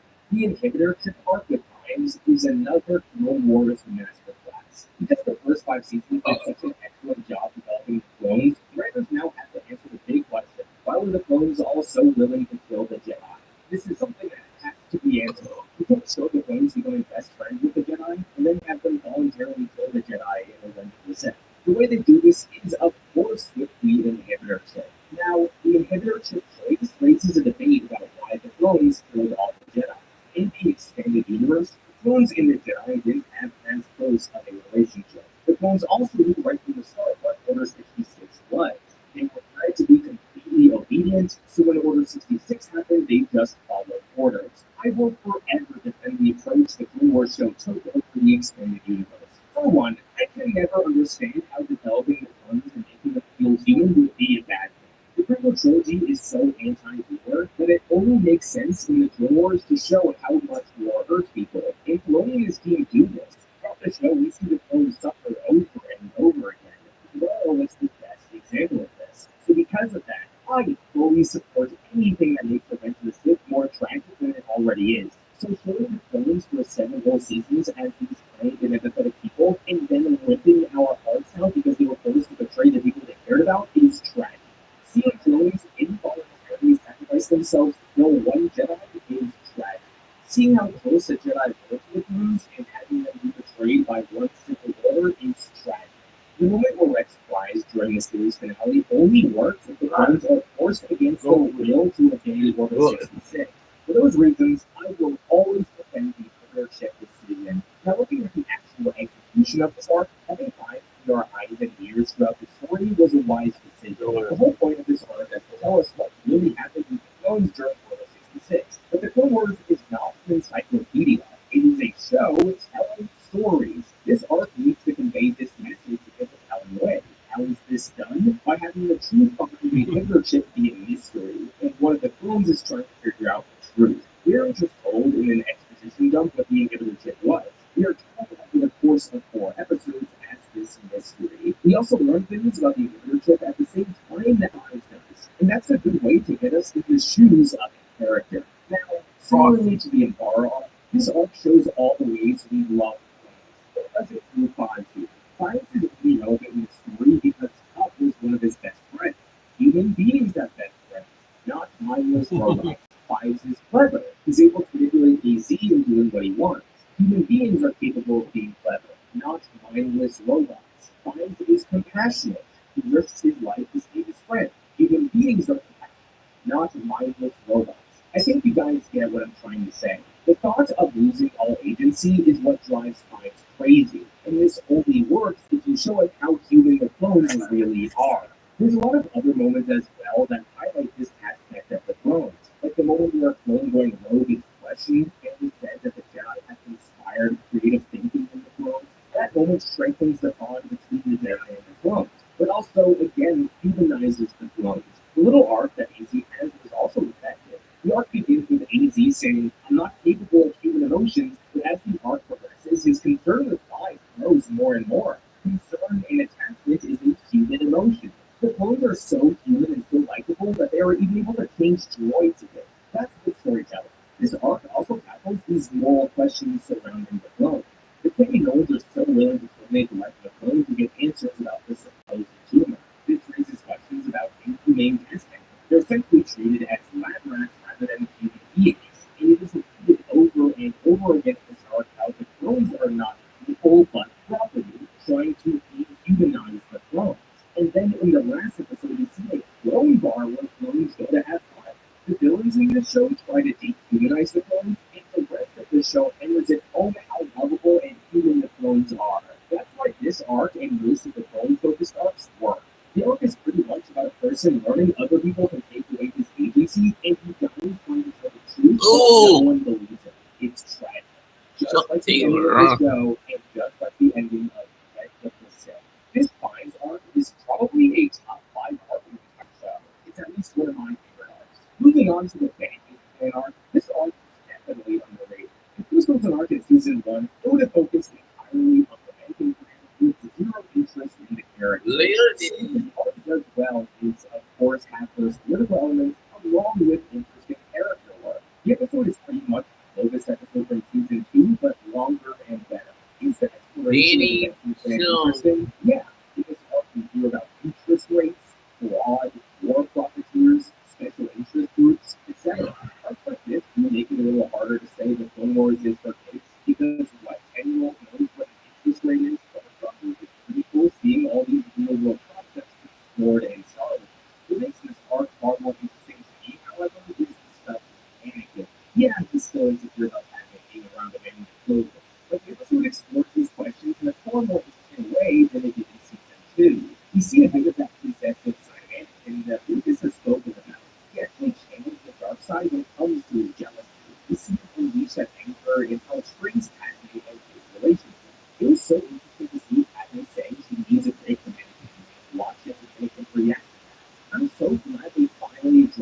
show how hard it would be to keep a marriage like theirs going. Because, yeah, being in a relationship like theirs would be a really hard thing to do. Having a question in this relationship, and if they're happy or not, is a good thing to do. It makes you appreciate that more. The scene between Anakin and Obi-Wan, when Obi-Wan talks to him about feelings and emotions, was so neat between the two. In the time of the clones, Anakin gets on sick, he wishes he could dream without Padme, and Obi-Wan never says it. Finally, the obvious crush he has on Padme is addressed, and I was glad it was addressed between Anakin and Obi-Wan. Kudos to Clovis, by the way. He's the only person in the galaxy to figure out that Padme and Anakin were together. People may also forget that this arc does have some relevance to the overall story. The whole reason Spot with the Bangs exists was to show another facet of Palpatine consolidating power. Are we thinking about how Palpatine got control of the Bangs in Revenge of the Sith? No, of course not. But since the people only have so much time, they can only show Palpatine declaring himself everywhere. The Clone Wars has the opportunity to show the subliminals of Palpatine. Last season, we saw how big the Republic wanted was, and this season, we see how he gained power over all the Bangs. The movie felt like this make Palpatine's ascension to Emperor feel a bit more realistic. People may not remember this arc because it didn't feature the Sith, or because it didn't have any major battles, but this arc explored politics, it explored the characters, and it was relevant to the wider scope of the story. An arc that was nothing like this would be the Jar Jar Mace Windu. Each season of the Clone Wars has a few of these episodes that we consider truly made for kids and aren't any deeper than that. I will say this episode killing Jar Jar and Mace Windu is such a brilliant idea. Just thinking about the goofiest character and the most serious character working together is hilarious. I audibly laughed when Jar Jar said Mace Windu was his servant, and Mace Windu gives him that Samuel Jackson look. That's funny shit. I know. It's like, yeah. Was the scene where he said these people could steal George, you know, but it's my duty to do so. The idea that these people can steal someone's essence is the closest we have gotten to an explanation for how Palpatine returned. If these weirdos can steal Force essence, then maybe you could convince me that Palpatine learned how to transfer his Force essence. Emphasis on maybe. The season wraps up with Yoda and the Force arc. As interesting as a lot of what happened here is, I have some serious issues. The concept of Yoda learning how to become a Force ghost is an excellent idea. Why don't do that is also something I'm okay with. It makes the brief moment between Yoda and Obi-Wan and the Sith feel not something completely out of nowhere. Seeing the wills is interesting, and all this is cool. Here is where my issue lies. It took 6 seasons for the Clone Wars to do something that we need to look at the prequels more initially. So in this arc, the Jedi are instituting the death of Psycho DS. The Jedi who commissioned the clone way back then. Eventually, Anakin and Obi-Wan learned that Dooku is Tyrannus, aka another guy who's private party. Here's what the Jedi know by the end of this season. They know that the clones of the Sith Lord is in charge of the Republic. They now know that Count Dooku, the Sith apprentice, was involved with the creation of the clone army. When the season runs between Hitler's ship and the clones that can control them, and they also know the reason Hitler's ships malfunctioned, and that malfunction led to clone killing the Jedi. The Council ultimately causes all this do nothing. Real people films, sure, I don't love them, but I can find that the Jedi led to their downfall. I worked in software. If we had a bug or a platform that had catastrophic consequences, it would only take one slip up for us to pause everything and fix this bug. You guys remember that Peloton story of being event where a kid died because he got crushed by a treadmill? It took one instant of this happening for Peloton to do a total recall of all their treadmills. The Jedi find out a clone with a defective inhibitor chip, go take Jedi, and they don't do anything about it. The Jedi aren't morons. You can argue that the Jedi don't do anything because it's fair. The Jedi don't use this as a concern. Who is that? It's a violent secret. So this arc has some cool things, but it somehow makes the negative move the Jedi even worse. Season 6 certainly has We're secretly is another title. Let's be an IDP.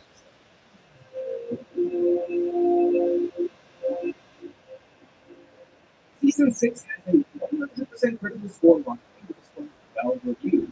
It did also get a 95% score from audience. However, Season 4 is the second highest rated season by audiences on Rotten Tomatoes. IMDb doesn't do this.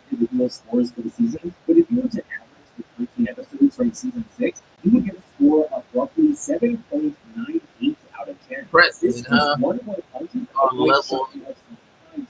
So season 6 technically breaks the streak of each season being rated higher than the previous one. The highest rated episode of the season, according to IMDb, was Sacrifice with a 9.2 out of 10, and the lowest rated episode was The Disappeared Part 1 with a 6.5 out of 10. Now, this is usually the part where I move on to the next season, but I thought I'd give you guys a bonus. I'm going to cover the unfinished episodes. These episodes are also known as the Clone Wars Legacy. So, let's dive deep into the 12 unfinished arcs of Star Wars The Clone Wars.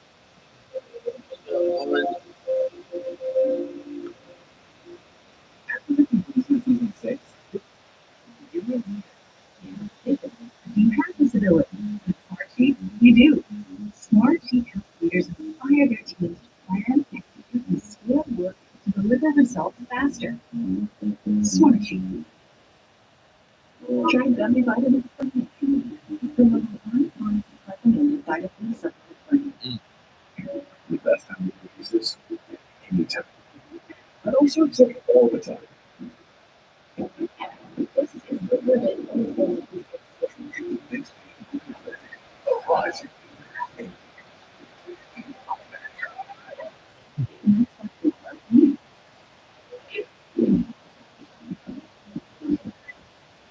Speculated to be 52 episodes spanning over 12 arcs that were never made. So let's dive deep into these 12 arcs. We'll discuss briefly what they were about, how much they were completed, and whether or not they were adapted into another medium. Let's begin with the Son of Dathomir.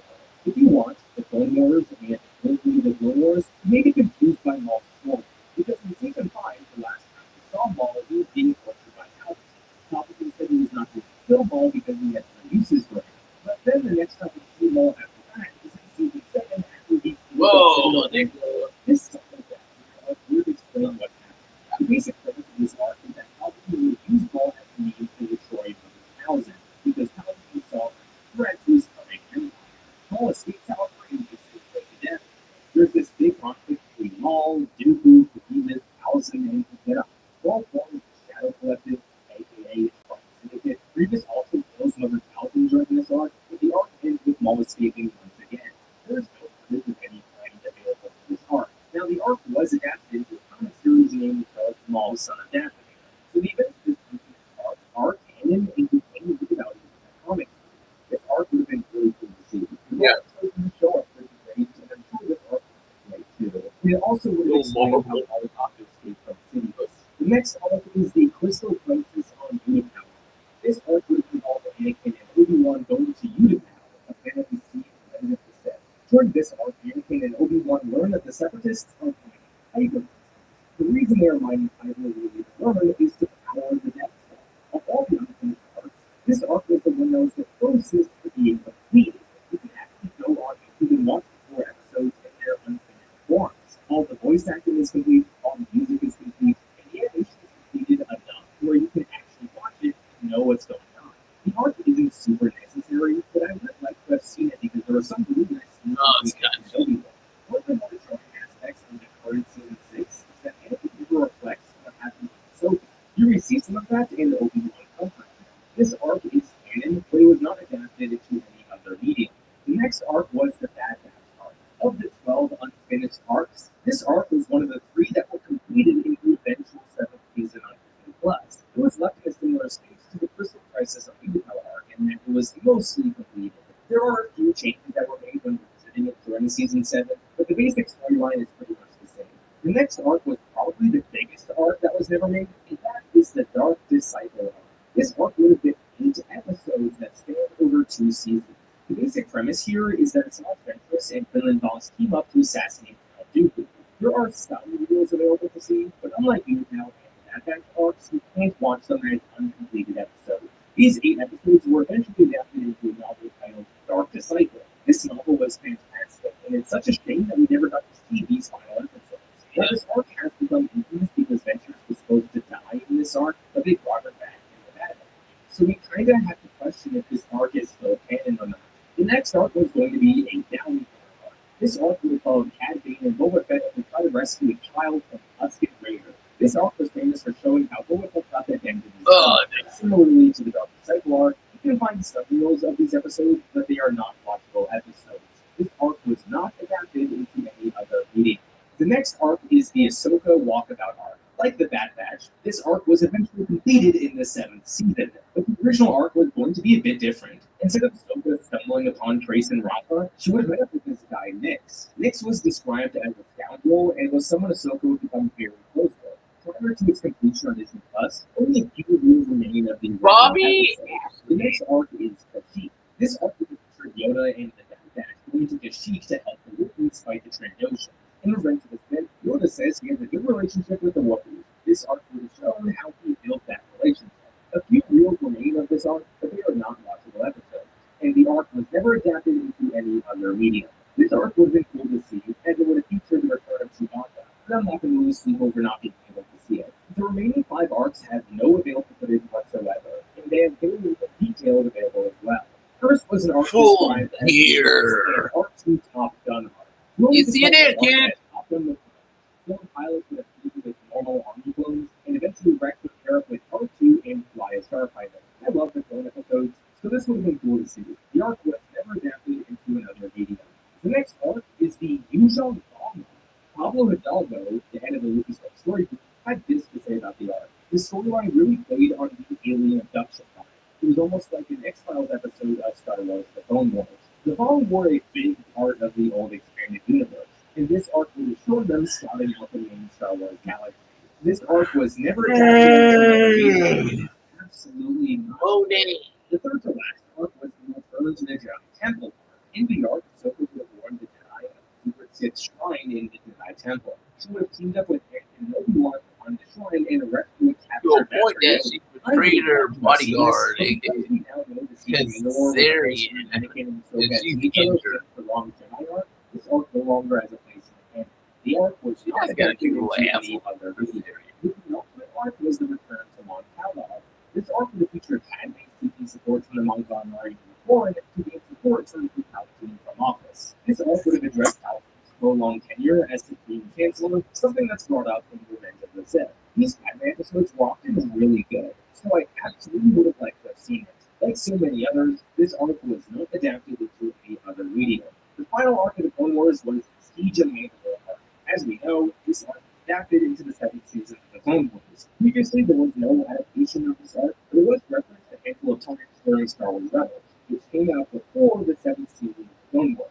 So of the 12 unfinished arcs, 3 were completed in the 7th season, 2 were adapted to other mediums, 1 we watched in its season before, and 6 will forever remain in the abyss. For a while, that was it for the Clone Wars. Fortunately, however, this was not the final season. So let's dive deep into the interesting production of season 7.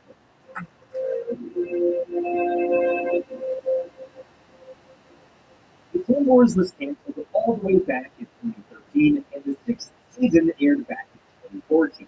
And as we've spoken about, for a while, that was the end of the Clone Wars. The years went on, Star Wars continued to remain in the spotlight, but the dark cloud that was the end of the Clone Wars still remained. Something changed in 2017, however.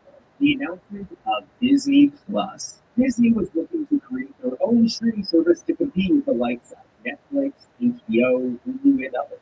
Of course, instantly fans speculated about how this would impact the Star Wars franchise, but for roughly a year, nothing came with it. However, during the 2018 San Diego Comic-Con, everything changed.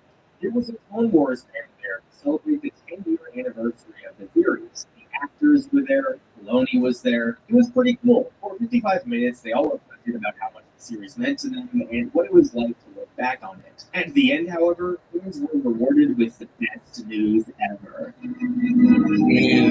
More blessed until now.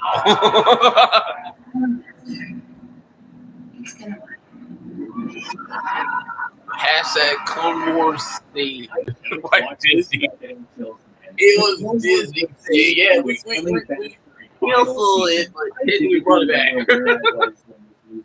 I was looking at a parking lot, and my phone blew up because my friends heard the news that the Clone Wars were coming back. All I was doing for the next 4 hours was pacing back and forth, thinking how awesome this was.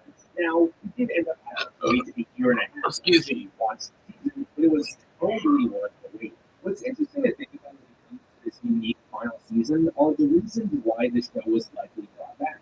We'd all love to think Disney just loved the fans and wanted to please them. Nope. But we know Disney is a business first. There has to be a bigger reason than because it was for the fans. No one involved has ever given concrete reasons why the show was brought back for a season. But given what was going on back in 2018, I'd like to speculate about some of the likely reasons why it was brought Money. back.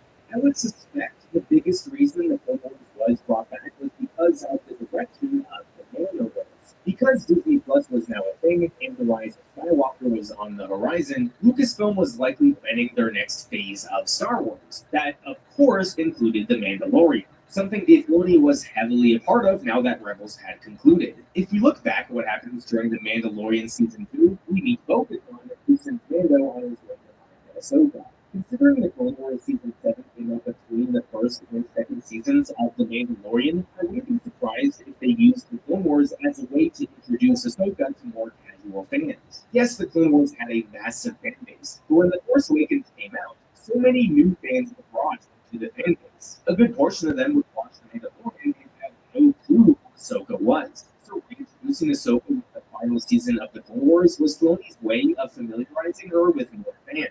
It's also important to note that the end of 2020 was when the Ahsoka show was announced. I wouldn't be surprised if Yeah, and then Jesus Ronald fucks up the and Nancy Rachel was never completed properly. Launching a Disney Plus was also likely a big reason why. At the time, Lucasfilm had only announced The Mandalorian and Andor.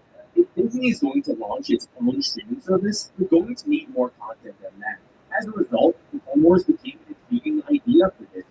They know the Clone Wars had a big fan base, so they could use the final season as a way to get fans to sign up. This last reason is purely speculation, but it's not inconceivable to think a factor for the return of the Clone Wars was the speed of the franchise. The Last Jedi had just come out in 2017, and the fan base was a wreck. Today in 2024, people make fun of Disney all the time. That all started back during the release of The Last Jedi. In May of 2018, Solo came out, and the movie absolutely bombed at the box office. So if you were a Star Wars fan in the summer of 2018, you probably weren't having fun with Star Wars. Lucasfilm had to know that bringing the Clone Wars back would be a big win with the fans. Also, it would convince these fans who hate Disney to sign up for Disney Plus, because as much as they hate Disney, hey man, that's some cow shit. See the Clone Wars more. Again, these reasons are all speculative, but if any one of them turned out to be true, I wouldn't be surprised. The other part of the season that's interesting to think about are the arcs that were chosen. As we previously covered, at the time there were 12 unfinished arcs consisting of 52 episodes. Only 3 of those arcs consisting of 12 episodes were revised for the final season. It's a little disappointing that they left arcs such as Son of Dathomir or Dark Disciple on the cutting room floor, or even the Udoka arc, which was mostly completed. Or the Bad Batch arc, the Ahsoka Walkabout arc, and the Siege of Mandalore chosen to be revised. From the behind-the-scenes featurette, Moni gave an answer.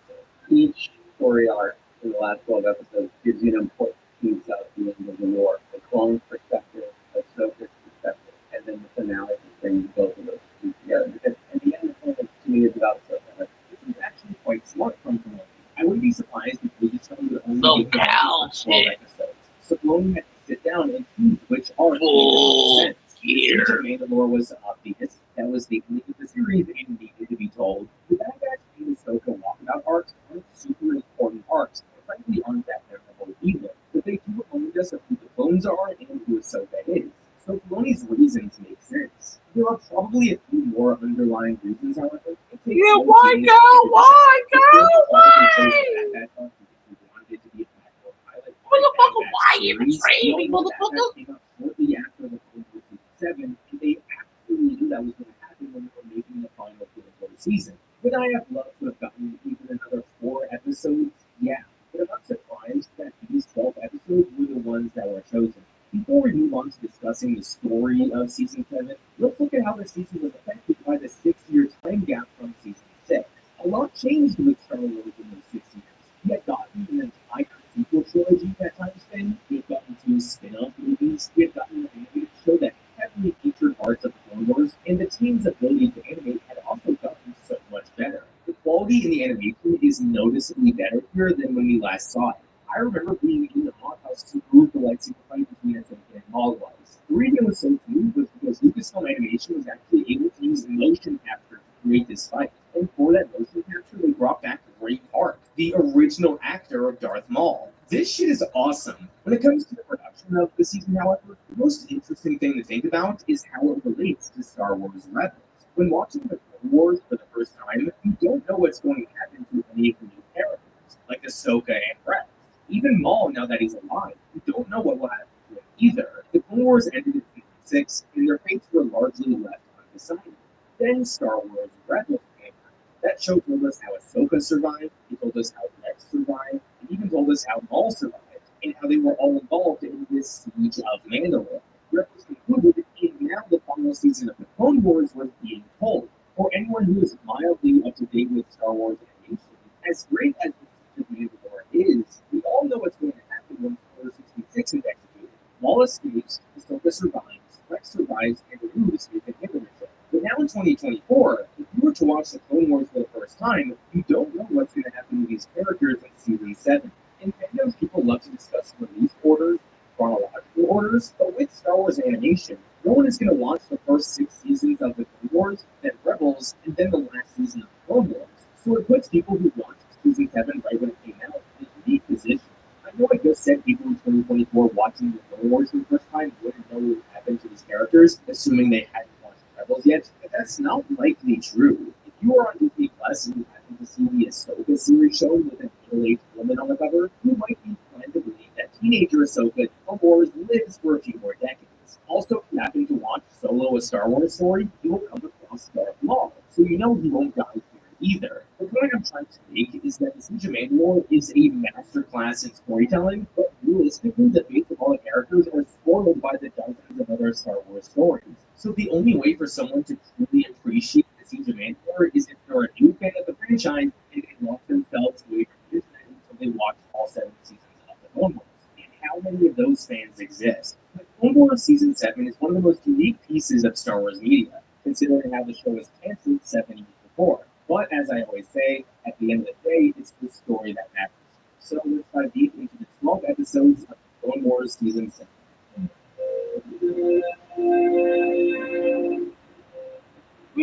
I'm gonna.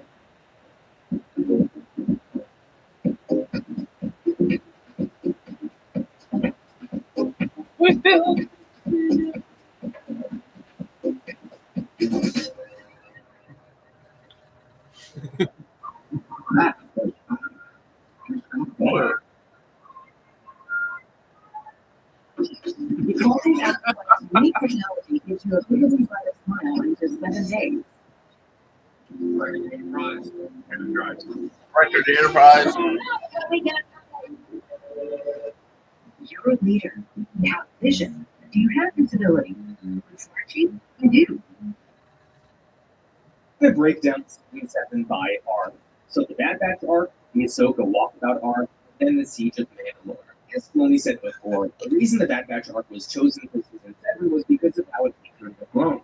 Even though this arc is called the Bad Batch arc, it's mostly about Rex. The beginning of the episode features one of the most touching moments in the series. Rex looks down at the picture of his lost friends, and he importantly then begins to reflect on the war and how it's hard to be the one that survives. This was the thing that the Clone had consistently done for a few seasons now, and continues to do in Season 7. Tackle these themes of war and how awful war really is. The main plotline of this arc is that Rex finds out that his younger brother Echo is still alive. After losing so many comrades throughout the entire series, Rex becomes overly emotional at the thought that Echo could be alive. He and the rest of the team embark on a rather risky mission that could easily be a trap, but they end up finding Echo, and they bring him back days after a bunch of action sequences. I appreciated this arc because for one last time it highlighted who the clones really are. Filoni, knowing he now gets to tell this Siege of Mandalore, really wants to contrast who the clones are before and after Order 66. In the Bad Batch, we see how much they care for each other and how human they all are. Even the 4 members of the Bad Batch themselves show us how unique the clones can be. There can be defective clones who need superhuman traits that none of the other clones have. Showing us this before the heartbreak that is the Siege of Mandalore was wise. The ending of this arc puts the final touches on this message. Echo is now someone who feels lost and feels like he doesn't belong. The average viewer of this season of the Clone Wars was probably much older than the age of the average viewer back in 2010. Disney still knows that at the end of the day, Star Wars is meant to teach kids life lessons. Showing someone lost in the world is something kids can struggle with. Rex insisting that Echo stays with the Bad Batch was a weak message to end the arc. Now, it's also interesting to look at with this arc is how it changed from the unfinished arc. The overall plot line is the same, but if you remember, the original arc was not supposed to be part of the final season. We only made a few changes to help tell the audience how close we really are to the set. Most obvious thing right away is Anakin's hair. We all know that he has much longer hair than the Sith, and this arc is the first time we see him with that Revenge of the Sith hair. So without a single word spoken from a character, we know we are getting close to the end of the war. Now, since none of these arcs were focused much on we wanted to include at least one last scene with Anakin and Padme. And I love this scene. I remember there was speculation that Padme looked a little pregnant here, and really did confirm that was intentional. But it was also really neat showing how dependent Anakin is on Padme for his emotional well-being. This moment doesn't change how we view Revenge of the Sith, but it enhances the overall Star Wars story just a little bit more. Obi-Wan also making that comment about Padme to Anakin was low-key a big deal. Obi-Wan may not know he's married, but he knows something funny is going on there. Overall, the Bad Batch arc was fine. It highlighted the clones nicely, but when looking back at the other clone-focused arcs in the series, it doesn't compare. The next 4 episodes seem to be some of the more hated episodes of the Clone Wars, and that's Ahsoka's adventures with Trace and Rafa. Listen, I get it, these episodes aren't great, but to be honest, I do kinda like them. The Bad Batch arc was fun, but we had seen so many clone-focused episodes that this arc didn't add anything new. With this Ahsoka arc, I thoroughly appreciated seeing ordinary people in the Star Wars galaxy. Yes, we had seen many ordinary people in Clone Wars, but those episodes always showed ordinary people in immediate threat of danger. Here, Trace and Rafa are ordinary people making their way in the galaxy. They're not about to attack. The Separatists or bounty hunters aren't invading their planet. They're just doing this is it, my friend. Now, the real reason we wanted to have this arc in Season 7 was because of how it changes with Ahsoka's worldview. Countdown to Jedi considering what happened to her, but she doesn't know how the ordinary person views the Jedi. Seeing Trace and Rafa vent about the war and the Jedi's role in it were moments that really had me hooked. It's important to challenge Ahsoka's view that the Jedi are this all-good group of people trying to help every ordinary person, because that's not true. The best moment of the arc by far was hearing the story of how Trace and Rafa's parents lived. Showing that there was collateral damage from an episode we saw earlier in the series was really smart. This little story alone shows how out of touch the Jedi really are. I felt angry for Trace and Rafa when Rafa told Ahsoka that after her parents died, the Jedi just said that's the will of the Force or whatever. I would lose it if that happened to me. Say what you will about Trace and Rafa, but this one scene alone explaining their parents' death justifies the arc's existence for me.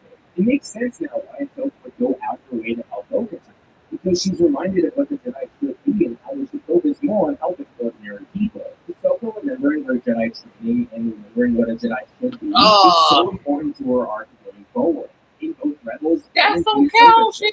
So I really appreciate this arc. When I was covering the unfinished episodes, if you remember, instead of Trace and Rafa, Ahsoka was going to fall around basically with Nyx. This might be a hot take, but I like the change to have Trace and Rafa here instead of Nyx. Actually, everybody said it was important for Ahsoka to be around girls on the beach, and I definitely agree with that. When Ahsoka meets Trace and Rafa, mimics girls her age that have a completely different life experience from her. Truthfully, it kind of rocks her world. Was this arc great? No, but I don't think it's near the worst of the series. In fact, I quite enjoyed it. Now we can get to the real highlight of the season, the Siege of Mandalore.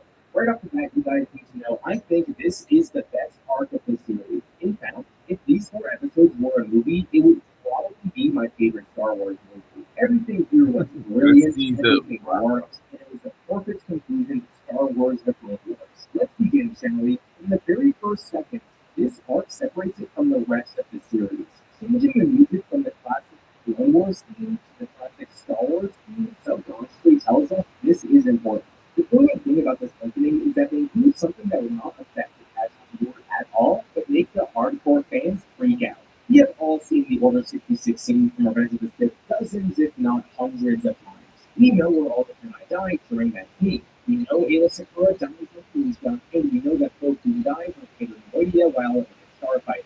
So what does this opening do? Shows us Ayla Secura on Felucia and Plo Koon in his Starfighter. This just tells hardcore fans this arc takes place just before Revenge of the Sith, and the arc completely uses this knowledge to its advantage. The arc is kind of split into two parts: the first two episodes and the last two episodes. The first two episodes basically do this. They show us over and over again. Yeah, that's how the show is. Wars, It's like while also reminding us fades that to dark Revenge of the Sith on is on the Mox. horizon. The opening battle is pure Star Wars fun. The clones and the Jedi are fighting together. Anakin and Obi-Wan are having fun with each other. Anakin thinks his physical self. It's impossible to watch this opening battle and not smile the whole time. But deep down, you're also crying because you know what's about to happen. You see how great Anakin is here? Well, he's about to go over. You see how close Anakin and Obi-Wan are? Well, they're about to fight to death. You see how awesome the clones are? Well, they're about to become mindless machines and kill all the Jedi. In order for Order 66 to really hit hard, we need to contrast the lows with the highs of the Clone Wars. Show us what we love before you break our hearts. It's a smart way to play with our emotions. Ahsoka inevitably makes her way to a Republic ship, and this repeats what the previous scene did. This sequence shows us how awesome the clones are and how awesome Anakin is. The clones are so awesome and so compassionate that they painted Ahsoka's face on their helmets. I could not think of a bigger sign of loyalty than that. You can't watch this scene and not smile the whole time. But like before, deep down you're crying because you know they're all about to turn on her. Anakin giving Ahsoka her lightsabers back, it's another touching moment. It shows how close the two of them still are, even after being apart since season 5. The one advantage of Rebels coming out before season 7 other is than that that, you know I'll this is the see you last next that time you'll see each other for until they fight on AEW Malachor. Collision So that's also in depressing to think about. Full The rest Gear. of the first episode is just classic Star Wars fun. The whole sequence of Ahsoka jumping from ship to ship fighting the Mandalorians was badass. Now, the other thing these opening two episodes do really well is set a countdown timer. A countdown to Order 66. When Obi-Wan rushes in saying Grievous has attacked Coruscant, it tells us where in the timeline we are. We are right before the beginning of Revenge of the Sith. At the start Yeah, of we're the gonna second have- episode, Obi-Wan tells us Count Dooku is dead and that Anakin is spying on the Chancellor. We are updated on where we are in the timeline. Collision The Battle of in Coruscant Full is Gear, over, okay, and we are at about tomorrow. the beginning of the second act of Revenge of the Sith. In the beginning Kinda of the third interesting 'cause that episode, is we the see same classic day. It's scene like of Mace Windu Saturday. saying, "I sense a plot to destroy the Jedi. The dark side The show surrounds the starts at Chancellor." Okay, we are 6:30 now minutes p.m. away from and Order 66. We are on the the edge same of our time seats. as Throughout these first two episodes, Collision. we can't ignore the inevitable. We know Order 66 Kind of is interesting going that to they happen. have So both these three shows at the moments same showing us where time. we are in the timeline is a perfect way to build tension. The other part of this arc that perfectly takes advantage of our knowledge of Order 66 is the fight with Maul and Ahsoka. Sam Witwer made a great point about this fight. In all the join me scenes in Star Wars, the bad guy never has a great plan. It's just join me and become evil. With Maul, this is the first time the bad guy is totally correct about everything. What Clone Wars does, it sets up a join me scene where really the good guy or good girl should say yes, possibly. That was the really fun riff we have there, is that we haven't seen a join me scene where the bad guy actually has the better plan. Maul keeps on saying the Republic will fall, the Jedi will die, and Skywalker is going to become Sidious's new apprentice. Ahsoka is looking at Maul like he's crazy. She So, rejects yeah, Maul the I'll moment see he you says next they have to time. stop Anakin because Good Ahsoka fight, good night. supposedly knows I'm Anakin out. would never turn to the dark side. Holy shit, man. What a way to break our heart.